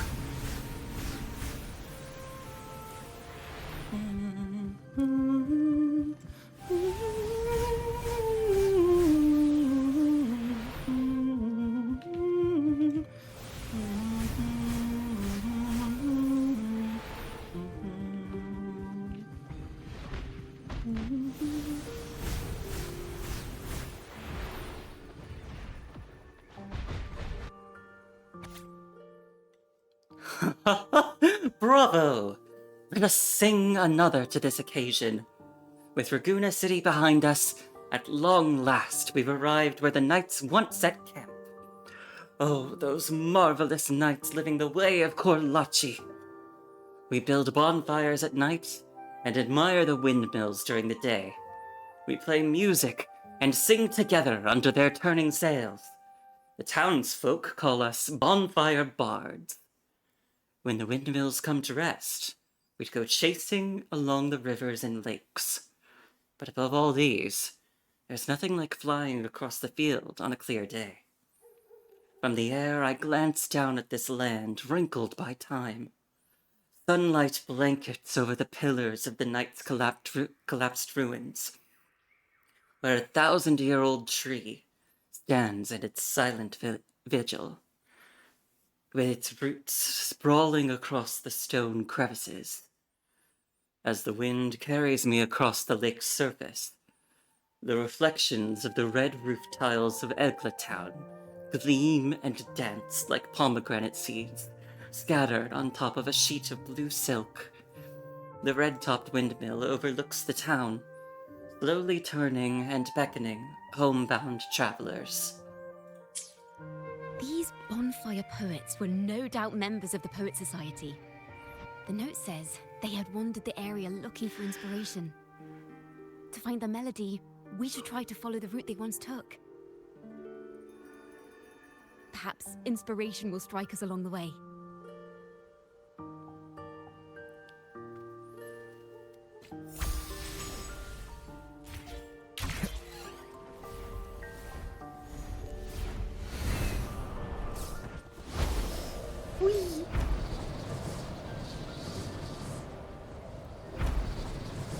Oh, and I got my new wings for my flight module. They said they have confetti.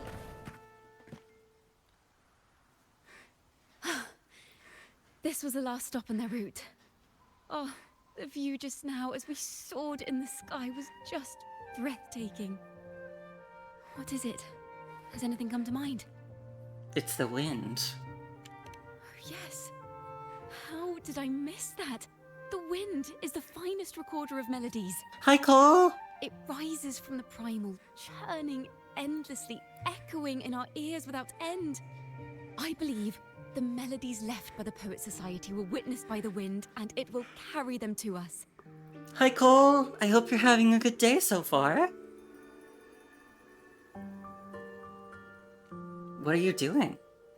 Playing a tune, of course. I want to capture the mood they must have felt when they were here. I'm curious as to what they left behind. Mr. Aurora? Yeah, that's me. Rimbo and Selena must have returned to Raguena by now. That lithograph of the Sentinel's true form has to be here somewhere. Did that gentleman guide us intentionally? Who exactly was he? Backpack stuffed with papers claiming to be a common artist traveling in search of inspiration. Yet he spoke like a nobleman. But I can't afford to think about that now. If not for his help, we'd still be singing praises to a false sentinel. He's right. We cannot continue to sing for the Order anymore. We must enlighten the people of Raguena. They deserve to know the truth.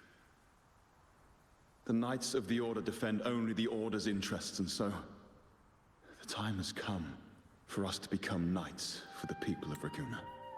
Your day was good and you were doing some work? That's nice. As for how I've been doing well. I haven't streamed in a little bit, just because a combination of being busy and not really having anything, like, looming that I wanted to stream, if that makes sense. until this came out. But I've been doing really well. I've kept taking some more voice acting classes, and I just finished a particular one on Monday of this week, and I think it went really well. I guess I'm a little hopeful. You know, it's, I don't know, it's a little hard sometimes to, you know, like, artistic fields are so, they're difficult. And I know that, but I want to pursue them anyway.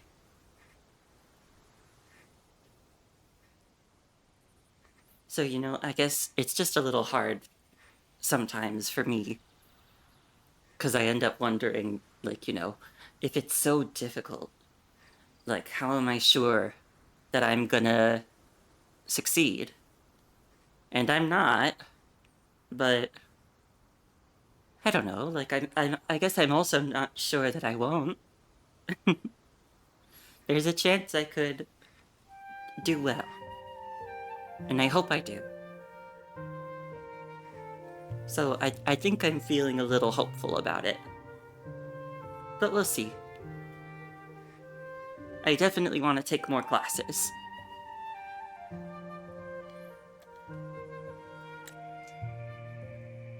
It seems someone told the poets the truth about the Sentinel, and even suggested they stop singing solely for divinity and begin singing for the common folk as well. On the surface, what our mystery man said makes perfect sense. He even has knowledge of Imperator's true form. And this hidden lithograph is evidence the poets were telling the truth.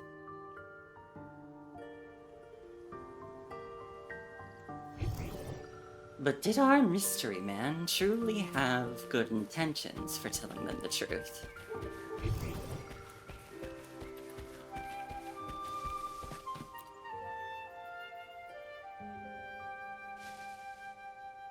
Is this form of the Sentinel the same as the one you saw at Avenolium? Yep. Like twins. So the poets were indeed banished for uncovering the Order's secrets. Even under interrogation, they held their silence. It wasn't until they met this mysterious man and learned the truth that they chose to become Knights of Raguna. Resentment and curses are not songs of their own style. As for the true mastermind, we still have no direct proof linking him to the Order. As long as you're on the pursuit of happiness towards what you love, that's what matters at the end of the day. Yeah, Cole. I just said something similar earlier. Like, I just think it's great when people are able to do what they love. It makes me kind of sad that some people aren't able to do that. But I hope, you know, I hope that a lot of people are able to do things they enjoy. Because, you know, for some people there are multiple options as well. Some people can have multiple different things that they enjoy. And so they might not end up doing, like, you know, what they really, really want to do. But they might still end up doing something that they enjoy. And yeah, voice acting classes were a lot of fun. I mean, I still got pretty nervous in the lead up to them. But I think that's just normal for me. I'm always worried about, you know, being disappointing. But I don't think I should be as much as I am. But, you know, it's hard to... You can't really control stuff like that. You kind of just have to work with it. We must confront his lies and put an end to these Daemon incidents. But once the truth of the Golden Anthem at Imperator is revealed, It will no longer be just a matter of daemons, but is now the right time? The will of the people is strong. This mastermind is so sure that the lies about the Sentinel will go undiscovered, and that no one will easily believe the truth. The truth exists to be uncovered. All we need is to plant the seeds of doubt in the people's hearts, and let them take root and grow. Yes. Let's get going then. We'll go back to Margarita's. It's where our story began, and it's where it must end.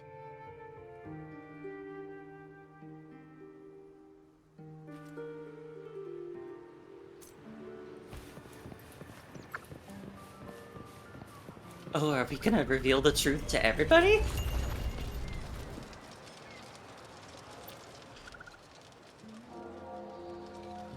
Miss Margarita!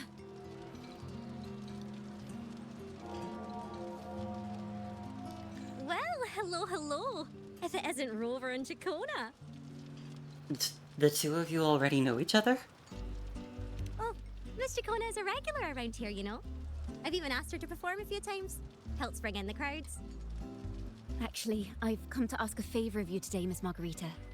I'm sure you've heard the rumors circulating lately about the Poets Society's legacy. There's something important we'd like to share. Could you help us gather everyone? Not a problem at all. Did you make any big discoveries? I'm so curious about what actually happened, it's driving me nuts.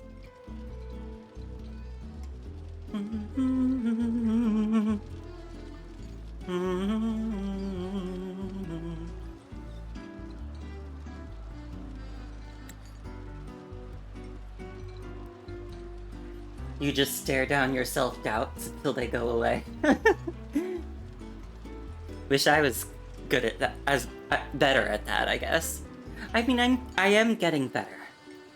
I'm getting better at, like, kind of shutting out the voice that's always telling me that I'm not good enough.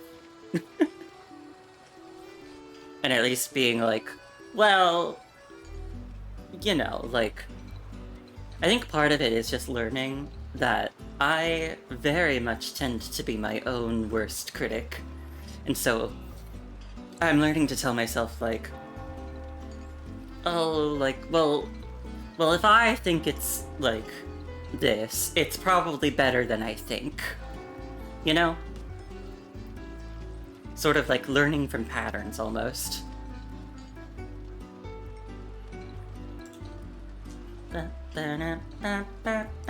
Rover, we'll begin when you're ready. Let's do it. I believe in you. The stage is set.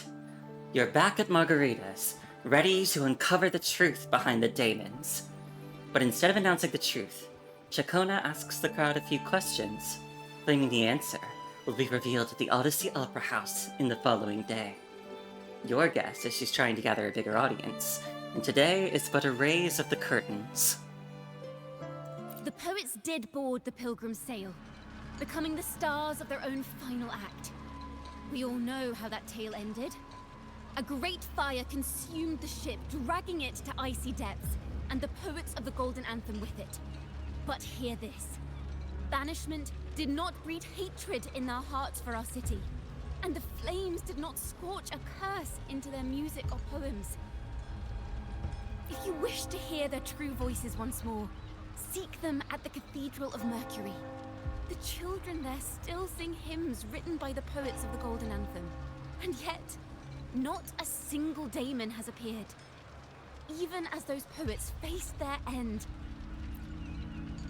They did not surrender to hatred. As the fire filled the ship's cabins, they penned their last poems with death drawing near. Perhaps they were greeted by the Sentinel in their final moments. Or perhaps they fell silently toward death. If the poets truly meant to curse Raguena, why would they write such obscure poems? Why not simply leave their works behind in Raguena? No.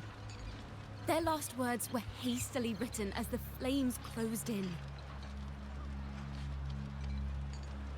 In other news, you've got yourself a Koshi end roll? What's that? Wait, Koshi on, maybe?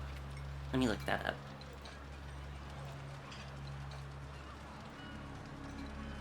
info sheet on roll. Oh! Wait, do they all have little faces? Or is that just one of the images I found? A bun with red bean paste?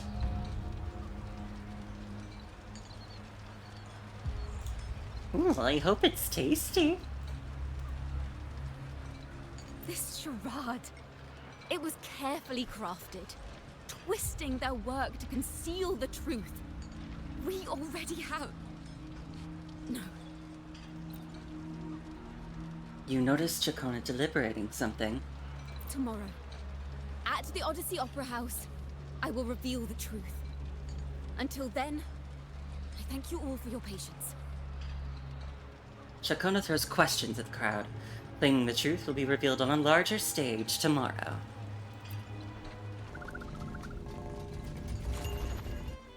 This can't... this is very confusing. Previously. Sorry.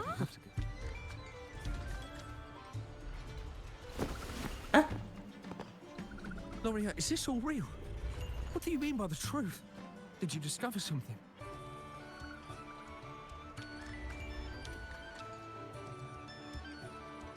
The poets of the Golden Anthem, they were...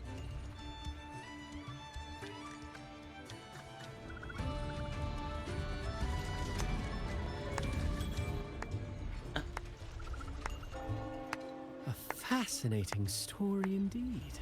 You've certainly piqued everyone's curiosity.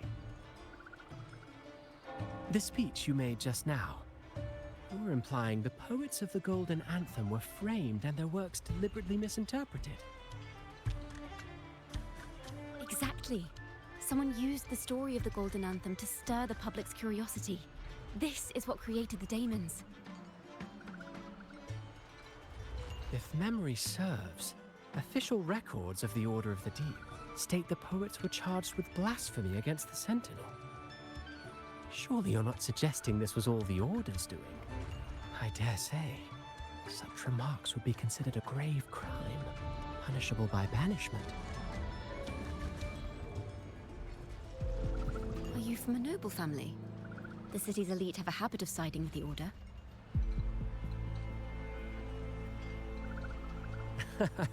I'm afraid you misunderstand. I admit, I do get that question quite often. I am but a traveling playwright. Your presentation brings me back to a play I wrote in my youth.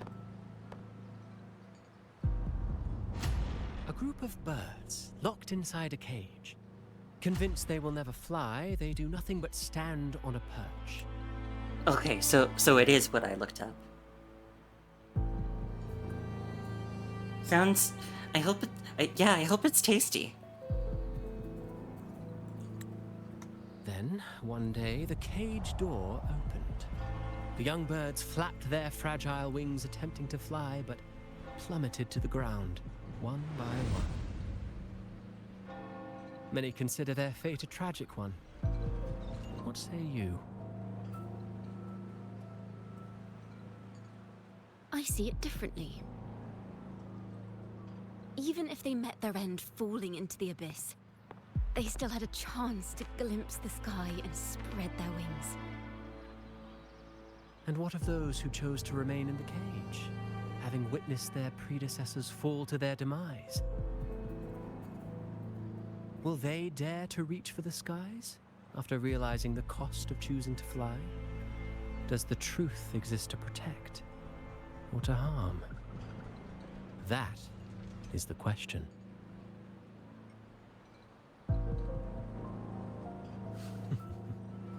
Miss Poet, I look forward to tomorrow's arrival. Well, also, there's nothing you need to apologize about, Cole.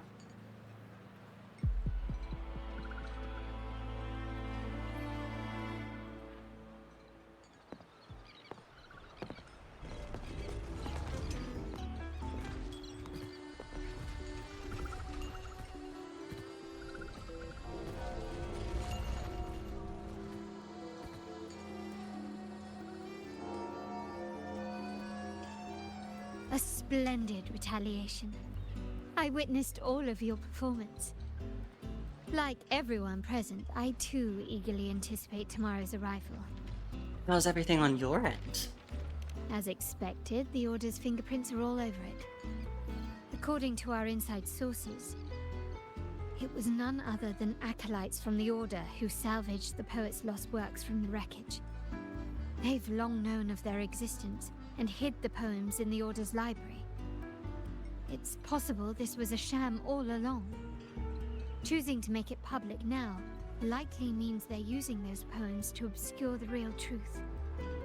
Now, considering the fact that the untraceable article first began circulating among poets, musicians, and playwrights alike, I think it's fair to say its author is a regular of such secret circles. He may even be the resonator we've speculated about. His collusion with the Order is why these rumors are allowed to run rampant in the streets. I'll have someone follow this secret circle's trail and see what we can find. Splendid work. We should also share these findings with Chacona. As a poet, her insights would be much appreciated.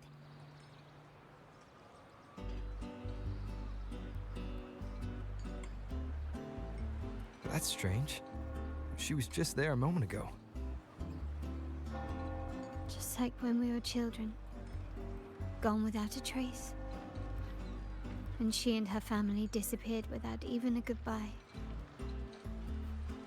Ms. Margarita, have you seen Chacona? Miss Chacona? She was squirreling off towards the harbor earlier. I thought that's where you were meeting, so I didn't say a word. She did look quite down, though. Never seen her wear such a gloomy face before. Thank you for letting us know, Ms. Margarita. Why don't we split up and look for her at the harbor?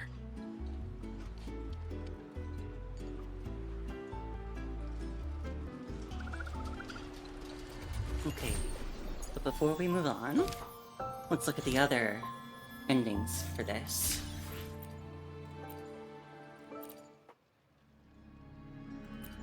The Great Fire burned everything to ashes. A fire, seemingly forged from the depths of hell, destroyed everything, leaving nothing but ash behind. And so, their work too was swallowed in the flames? That doesn't quite add up. If hellfire was all that remained from the Pilgrim's sail, then could they really have been trying to curse Raguna? If that were the case, well, shouldn't the curse have come true? The ship's fire burned everything to ashes, and the last work was brought back by the daemons from the hell.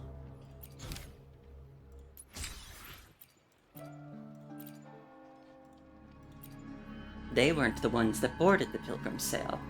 That's an awfully big assumption. What if they never boarded the Pilgrim's sail at all? What if none of them perished in that fire? That begs the question, who was on that ship? Who started the fire and spread the rumors about the Golden Anthem? It must be another poet. Another poet, intimately familiar with the poets of the Golden Anthem, you say? If such a person exists, then why haven't the Golden Anthem stepped forward to prove their innocence? No, that's not it. This will take the story in the wrong direction. The poets did not board the Pilgrim's sail. Then why would they put on a show like this?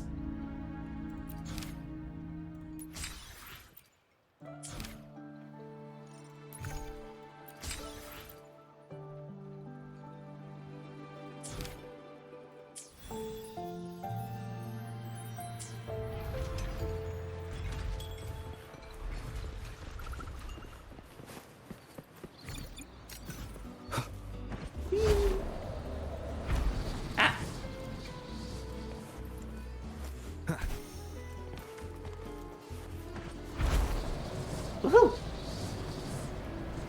Here we go.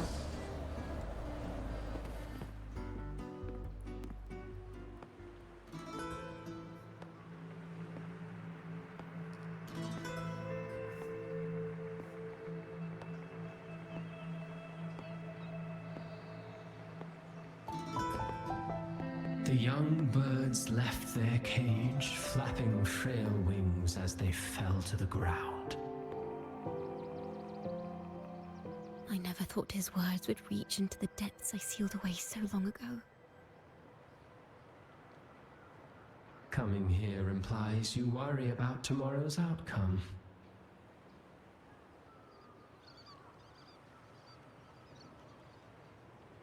You intend to reveal the truth of the Sentinel to the public. But that revelation, it comes with a price. One you've paid before as a child. Remember?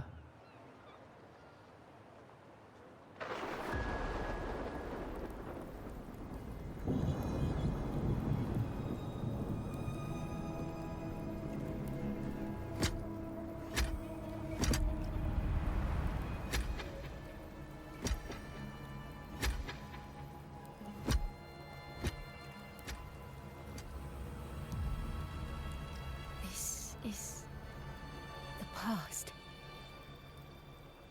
And here I thought you'd be much wiser than this. You know the dangers of pilgrimage, yet you all still cling to the same reckless path. Tell me, what drives such stubbornness? The truth has its thorns, and the Golden Anthem has already paid its price. Do you wish to relive their fate?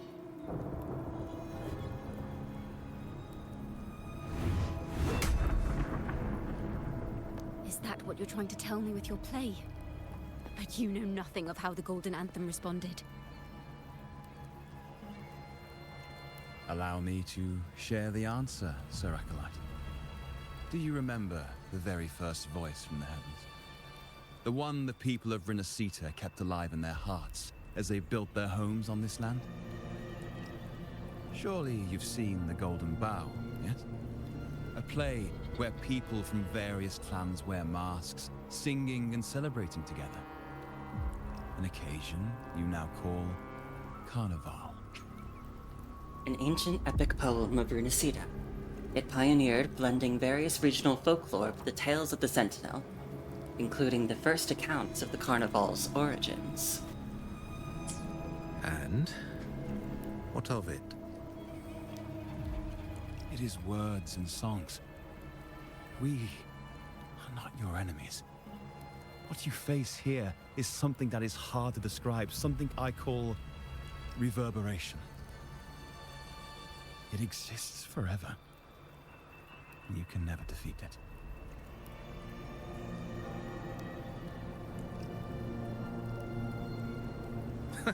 You pitiful fool. Off to the seas with that reverberation you believe in so dearly.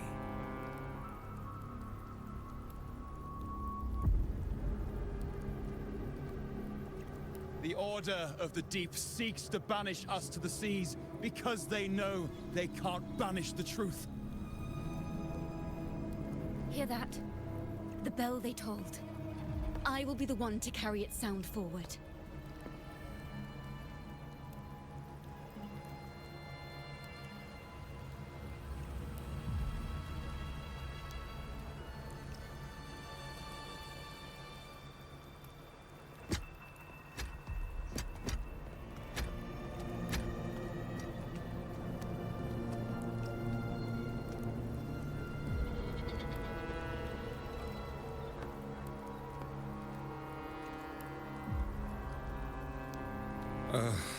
The parallels, so striking. Just like the day the Poets Society boarded their sail. You, Chacona Takata, blaspheming against the Sentinel. So this is the resonance they babbled on about. After all these years, another group of fools is ready to march down the same path. Why are there always those who believe the Sentinel is some damned horse? The poets were at least clever enough to hold their tongues, but you have the nerve to parade your blasphemy through the streets. Almost makes those poets look noble by comparison. Is that so, Sir Acolyte? I do hope you dream of this sentinel of yours every night, then.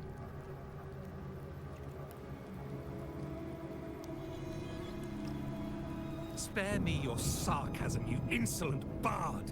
You're nothing but a mouthy relic, the last of what remains of your wretched family. Do you not repent for your crimes? Ah, so you've already tasted their fate, haven't you? You and your family, banished in the name of blasphemy. Such a dramatic turn of events. As cantors of the Sentinel, both the Takata family and the Poet Society committed the same crime. Tell me, what is the connection between you and those poets? Yeah. Oh, calm down, old man. You're nothing but a figment of my imagination. None of this concerns you. It was a price we were willing to pay. We have no regrets. When I was a child, I lacked the ability to prove the Sentinel's true form. But now, with the inverted tower shifting and the prophesied laureate among us, I believe the opportunity has presented itself for the truth to be... Opportunity. Indeed. The moment of choice dawns once more. Do you intend to repeat history? This time, dragging Rover along with you, boarding the Pilgrim sail and clinging to hope as the storm carries you away. Isn't this what you're afraid of? You've unraveled the hand behind it all, but the Order will never allow such truths to see the light. Rover, Miss Carlotta, and all those you've gathered along the way will be forced to bear the consequences of your quest for the truth. And perhaps even that blessed maiden whose whereabouts remain a mystery to this day. Even so, will you two still insist on stepping onto that stage tomorrow? Have you really made your choice? I look forward to the arrival of tomorrow, Miss Poet.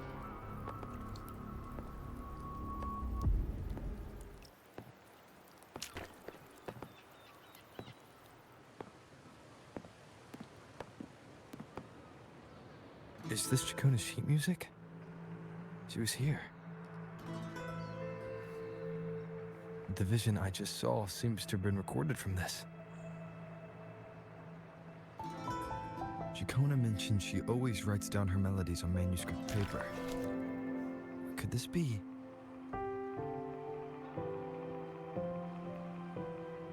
Wait, the title of this section. The Golden Anthem?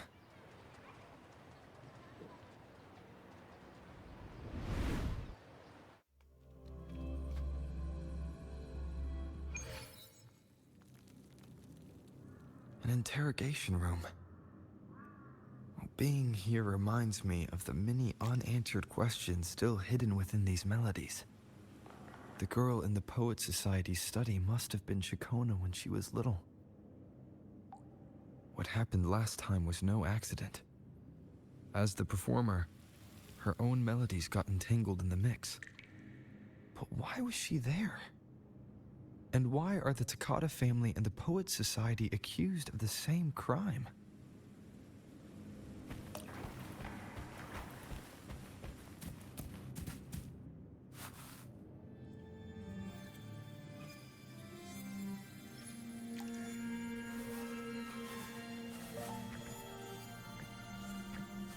Thank you for understanding everything.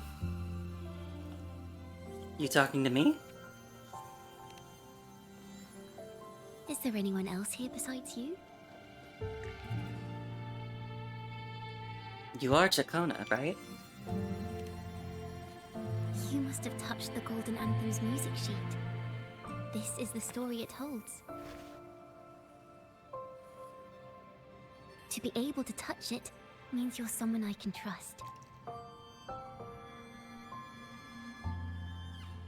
I am yesterday's child of ignorance, the actor now on stage, and the banished sinner of tomorrow, Chacona Takata.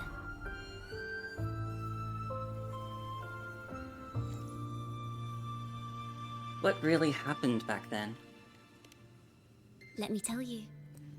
The story of the Golden Anthem doesn't just belong to the Poets Society. It also belongs to me, Chacona Takata.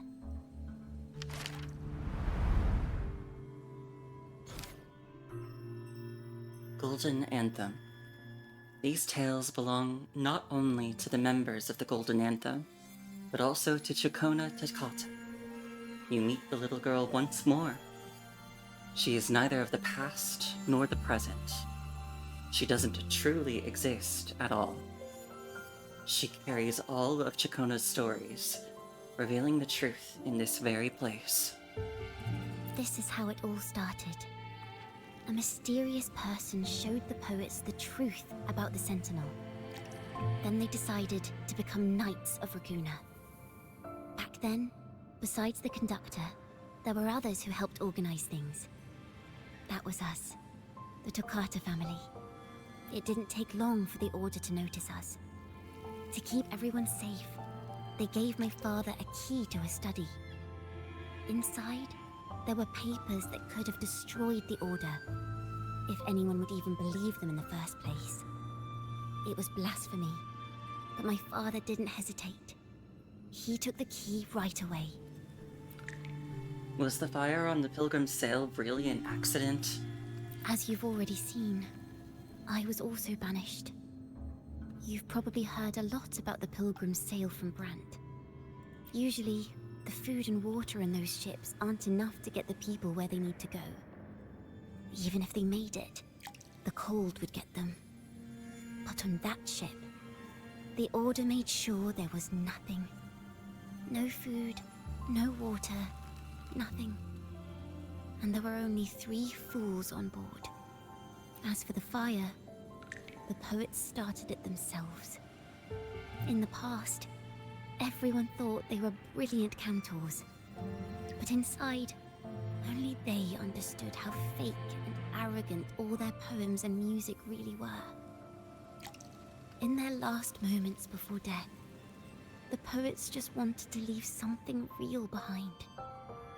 But it was so cold out at sea, and wood for fire was already running low. So they set the cabin on fire, and met their ends in the flames. In the world they dreamed of, poets would no longer be shackled, and everyone could sing freely. That was their wish for the future when the curtain fell. With our bodies to fuel the fire, the ensuing inferno shall forge Raguna's true gold. But the Order was afraid. They didn't want any loose ends. So they went to salvage the ship's wreckage. The poets gave their legacy to the Takata family. The Golden Anthem gave my father the key. At first, he wouldn't let me near it because I was too little. It wasn't until my mother, my uncle, and the rest of my family were one by one escorted onto Pilgrim's sails. Then, it was his turn. Hi, Schmoops. How are you? I hope you're having a good day. I still remember the day he handed me the key. The smile on his face. Don't see it as a burden, my child. Remember, true courage isn't hiding it away in your heart. Raise it like a torch, just like the sun, so it can light the way for others. Only this kind of courage can rid your father of the cowardice he showed toward you and your mother. Never forget, you are a Takata. You did a lot of yard work today and you're tuckered out? Oh, well, I hope you can get some really good rest. Definitely take some time to relax. Father wanted to tell everyone. So the Order put him on a pilgrim sail with the same charges. And that was the last time I saw him. Later, after I became a wandering bard and poet, I started to feel what was in the melodies of the poets and my ancestors. A sincerity like none other. The stream's going well, thanks for asking. I'm going through a new event story in Wuthering Waves. As you might have put together a little bit, it revolves around an old poet society that was exiled from Raguna for blasphemy because they discovered the true form of the Sentinel. I unfortunately don't know if I don't think I'm going to be able to finish it, because there's sort of a replenishing resource that's part of it, and like, I could have held on to it, but I wanted to see what the other options were, and so now I'm out. So if I hit a wall anytime soon, I'm going to have to wait for it to replenish. So I'm pretty sure this is going to end up being 2 separate streams. I'm going to do one now, and then I'll do another one. Well, I'm doing one now. I'm going to go as far as I can, and then when I hit a point where I need to stop, I'll wait for this to replenish again, and then I'll go again. And stream the rest.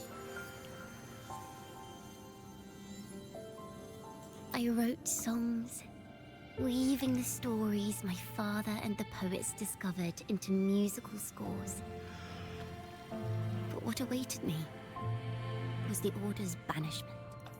The Poet Society and our family could never prove whether the Sentinel's form is really that of a celestial steed. All we could do was hold on to our suspicions and the possible truth, waiting for someone to prove it. Now, that someone has come. He has reached the inverted tower. Now, I have that choice again. Do I reveal the truth? Always worrying about my next meal, wandering from place to place, being chased by acolytes. I'm used to it. But this time, I have you and my friends with me. I can't let you all repeat my fate. If we step onto that stage tomorrow, the Order will not stand idly by. They might even come after you and Carlotta. Like I said, the truth exists to be uncovered. I've made my choice. And once everyone hears the truth, I believe no one will question the choices you all made in the past. There are hints of the sea inside Jacona's melodies. You should take greater pride in being a poet. Thank you. Thank you for understanding everything. Let's open the doors. I hope this time, the story ends differently. Jacona tells you everything that happened in the past.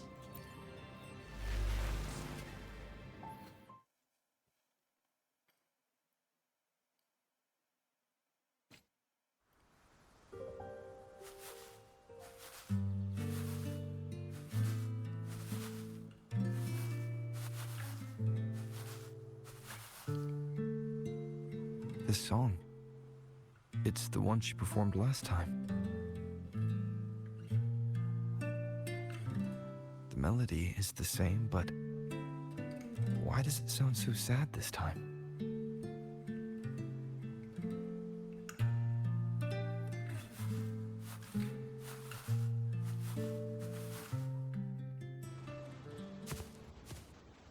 So, Miss Poet, have you made your decision? This is a poem I've never seen before. It's so different from what they used to write. Do not place flowers on my tomb, for I do not rest beneath the stone.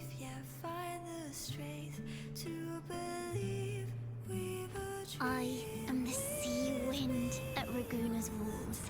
I am a dawn that breaks through thorns.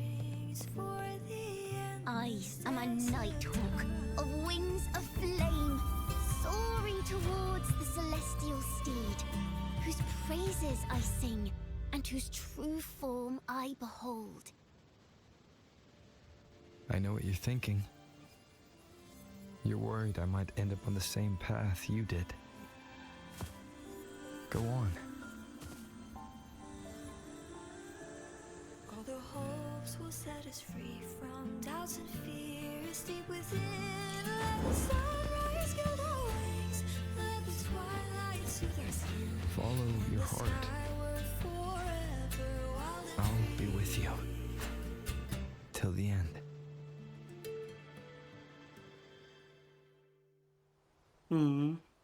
I liked that. That was pretty.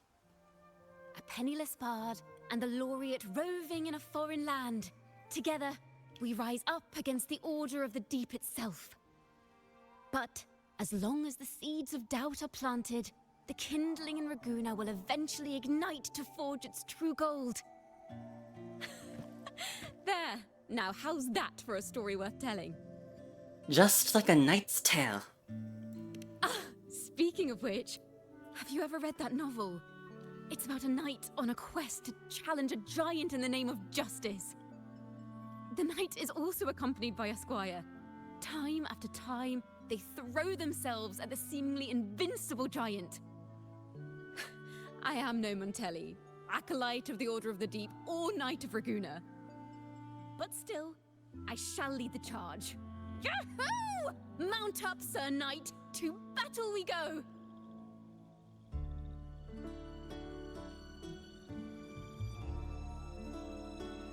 You thought it was a movie starring Heath Ledger and Alan Tudyk? Wait, wait, what was?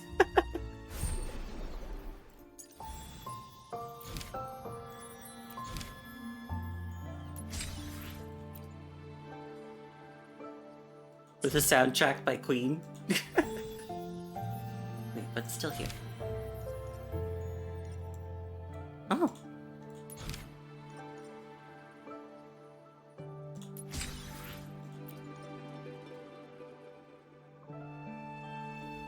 Oh, A Knight's Tale.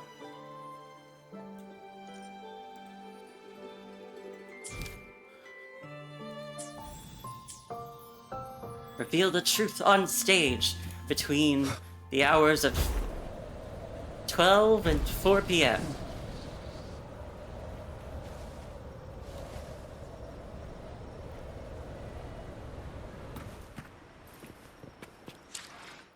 Yeah, let's go.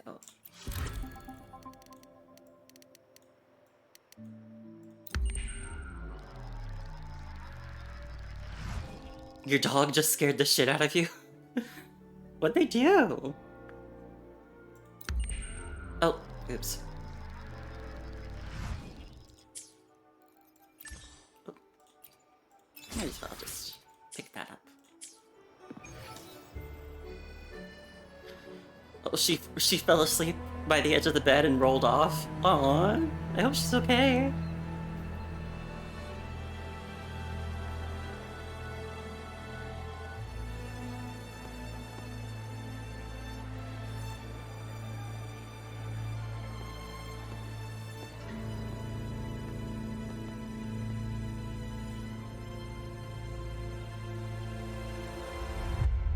The forgotten songs rise once more. A tale of the past I shall tell. She's fine, it was just startling. This okay, good. is the story of those who were accused of blasphemy. They were once poets, singing songs for the divinity and the order. This is how their music became known to all. Until one day, they stumbled upon a truth that could not be proven. The Sentinel, whom we've always revered, is not what they seem. The true divinity granting us blessings is a majestic celestial steed that gallops across the high seas and soars through the skies. And the teachings in our scriptures? Lies. Lies told to us by the Order. ask yourselves this. Why would Imperator, who once sent Renacita voices from the heavens, allow their people to suffer aboard those pilgrim sails? How could poets who once sang the praises of the Sentinel come to curse and resent Renacita, a land they loved so much? Baby girl gonna get burned at the People stake. of Nope, Renacita. we're not gonna let that happen. Have you ever wondered why the Order forbids us from seeing their earliest scriptures?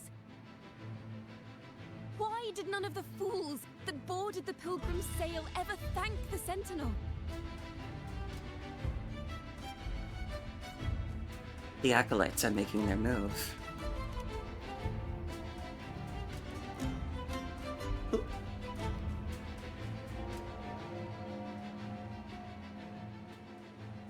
Imperator and Raguna have always stood united, yet lately, they seem to have vanished from our dreams. Why is that? Chikona Takata, in the name of Imperator and Primus Fenrico, you are hereby under arrest. You will face the full weight of the law at the Order Penitentiary.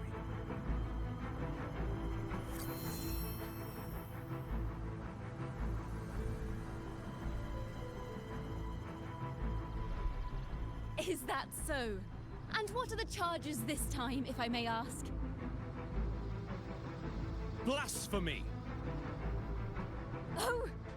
The same old tricks again! Is this how the Order intends to keep the truth hidden?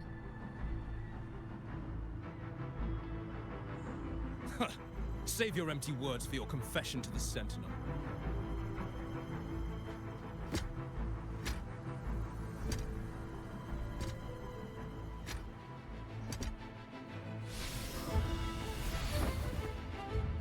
Damnation! She's not working alone! Farewell, Sir Acolyte! Oh, and just a little tip for you. Keep your eyes on the audience below. Let's see how much of the Order's hypocrisy these empty words can unveil. I have faith. The music of the Golden Anthem will one day echo across Raguna's skies again.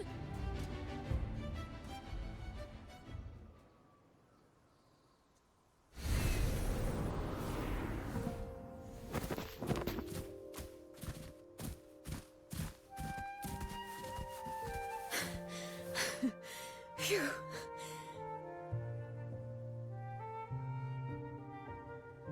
A masked hero suddenly appeared, rescuing the bard right when she was about to be apprehended by the Order. But that's a story for another time.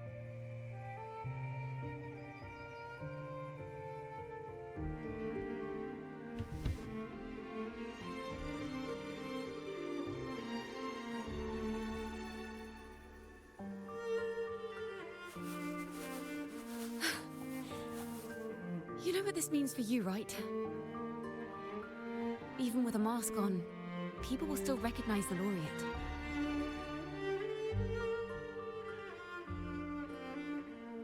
I told you I'd stand by your side. I'm now a wanted criminal by the Order.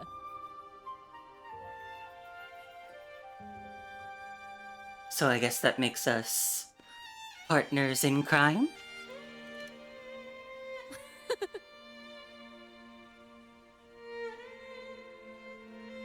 Now this is what a real poet, no, wait, a real knight is supposed to be.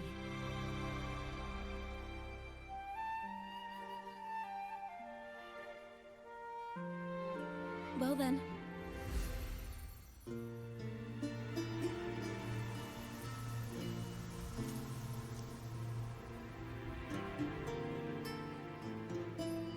You love a noble, badass redhead.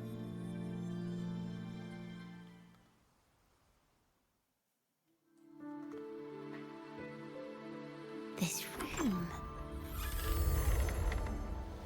is our final stage. Now, it's your turn to step onto it. You will witness a different world. You arrogant hypocrites! led by curiosity and wonder, You step forward. I am the gentle sea breeze, sweeping through Whisperwind Haven and towards Raguna's high walls. Well, have you decided on your answer? I look forward to the public trial. Perhaps our fates are not so different after all. It is time, sinner against the Sentinel. But you... I will continue to sing. As long as there are those who breathe and see. My eternal summer will never fade.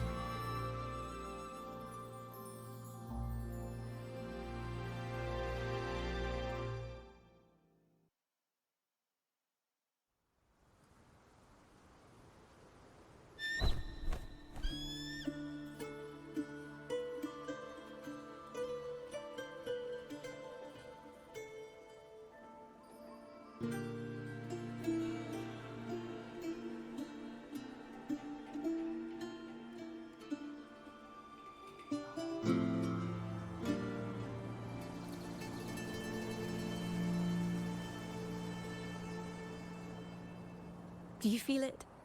The breeze from Whisperwind Haven. You can even catch the faint scent of wet grass. Next thing you know, maybe an apple will fall on our heads. Or maybe a big grey wolf will leap out and chase a squirrel down a rabbit hole.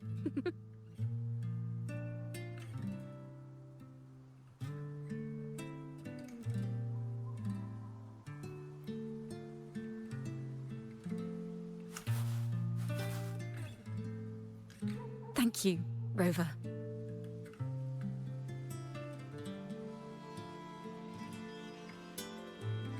I don't have the Blessed Maiden's miracles, nor the powers of a hero. I'm just a wandering bard.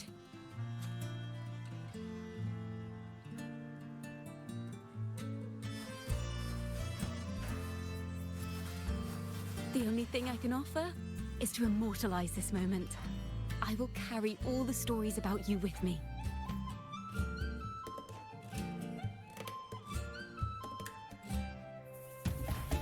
By the way, I met a man at Margarita's who claims to be a playwright. You should watch out for him.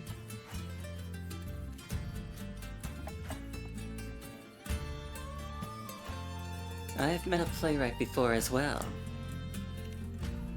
I'm not entirely sure who he really is, but my guess is that he might be the Resonator who's been working with the Order. I'll keep that in mind.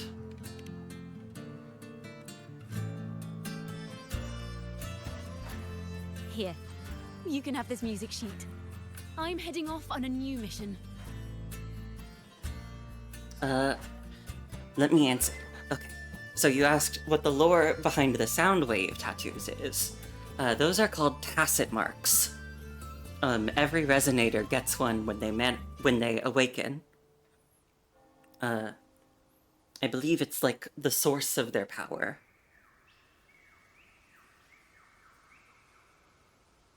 And yeah, they are shaped like waveforms. And I saw you say this is like a whole ass episode of an anime. And yeah, I've always really enjoyed how Wuthering Waves presents its story. And this is no exception. This new event chapter has been beautiful. I'm really enjoying it. And yeah, it's technically not magic, I don't think. I still think this falls a little bit more within the realm of sci-fi in a way. Although I guess, you know, it's a little subjective where that line begins and ends. It could be more of just like a modern fantasy thing, I guess. Although Raguna in particular is a little bit more old-fashioned because they're kind of behind the times. But yeah, resonators are able to, well, resonate with the frequencies of other things, and that allows them to it allows them to control them somehow. So, like, for example, Chakona's forte allows her to, like, record and recreate the the memories and the feelings hidden inside melodies.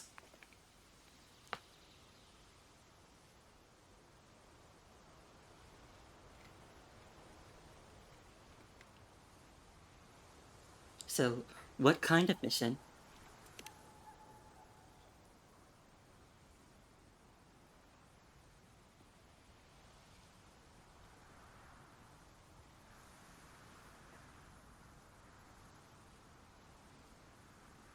An escape mission! Starting today, I'm no longer just a wandering bard. I've got the Order hunting me now. A journey like this, it's begging to be written into a story. No problem, Spoops. Then I...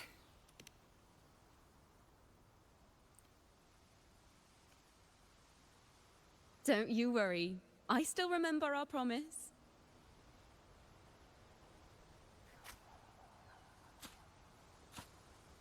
About the song I wrote you. We will meet again, and I'll sing it for you, I swear.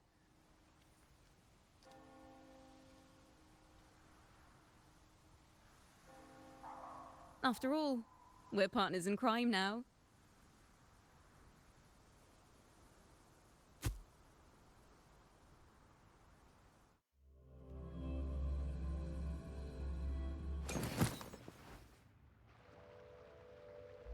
My Lord Primus, it seems your plan has not gone quite as you'd hoped. You sought to revive the blasphemous Poet Society, spreading their legacy to stoke the fires of prejudice, and through my aid summon daemons to sow fear across Raguena City. I care not for labels of good or evil. My only care is Raguena's order and chaos. Fear is but one tool among many to maintain stability. Ah, truly the words of one in possession of great power. Such lines are rare, even in plays. And yet, why do you seem so restless, Lord Fenrico? This is hardly the character I expected from you. Is it that foreign laureate that unsettles you so? Or perhaps that insignificant Toccata girl? Or is it something else you seek? Out of respect for our partnership, some things are better left unsaid. Of course. As you will, Lord Fenrico.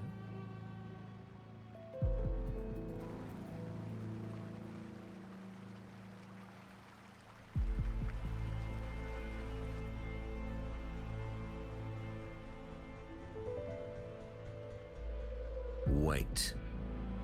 You were the one who led the Poet Society to that lithograph, weren't you? I've heard whispers of your presence at Whisperwind Haven around that time. Whenever you were asked, you claimed to be seeking inspiration. Why are you doing this? As you've said yourself, out of respect for our partnership, some things are better left unsaid. There was no deception. Indeed, I was seeking inspiration. In the end, I found a story about birds in a cage. The birds, having uncovered the truth, must decide. Will they choose to fly into the unknown, or remain caged within the familiar? Ah, Lord Fenrico, a word of reminder. Just as the young Toccata mentioned, how long has it been since you last dreamed of your true divinity? Armed with a wooden spear and a broken helmet, the knight charged at the windmill.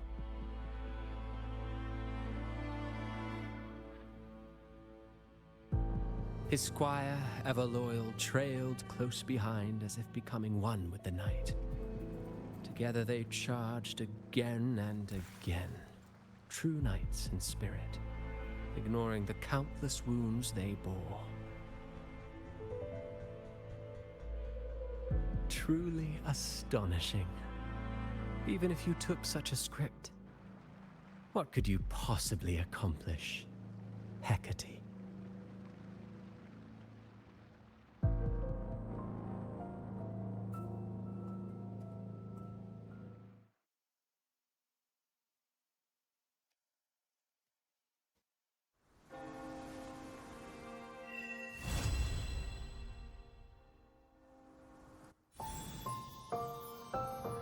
Continue imagining how the story unfolds to earn additional rewards. Yeah, so this is as far as I can go with this. It looks like we finished, like, the main story of this event, though. But there's still 2 more endings. So I wonder, what's up with those?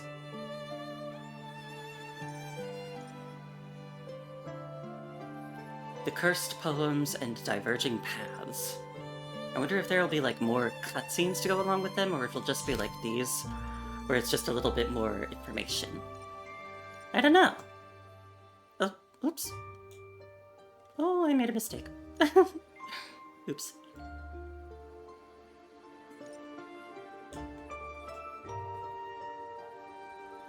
It was with my own things. I made a mistake. But yeah, I really enjoyed that. That was a lot of fun.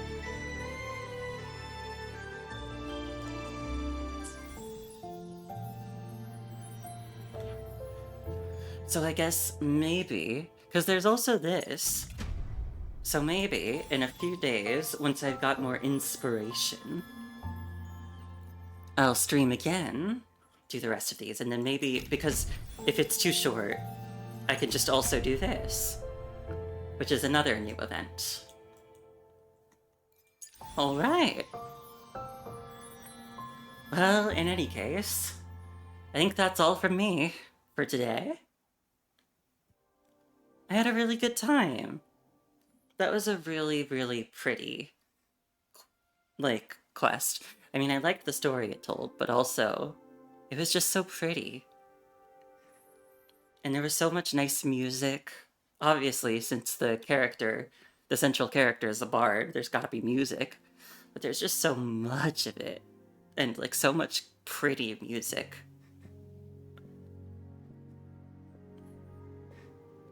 Yeah, I'm glad you could make it too. And I hope you all have good evenings or good days as well. Let me see. Oh, wait. I made a mistake.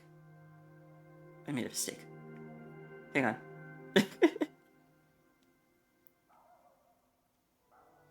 Okay.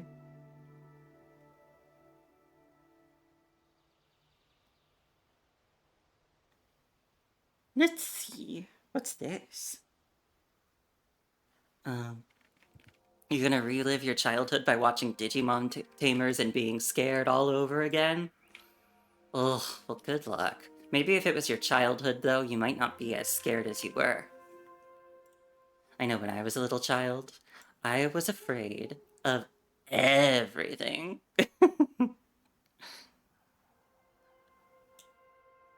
Well, how about this? I think we will raid my good friend Atelier Kieran, who's playing a game that I don't think I've ever seen before. Fantasy Life 1, The Girl Who Steals Time. So let's go raid Kieran. He is a magical boy idol VTuber. I'm sure a lot of you know him.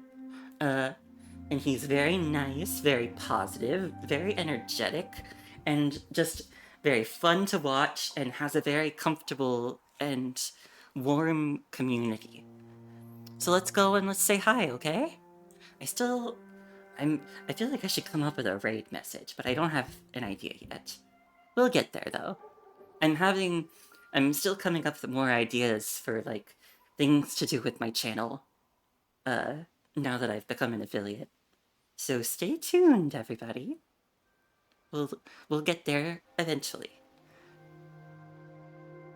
Alright. Once again, thank you all for coming, and I hope I can see you again, and I also hope you all have great days and the rest of your weekends, and so on and so forth. Alright, goodbye, good night everybody!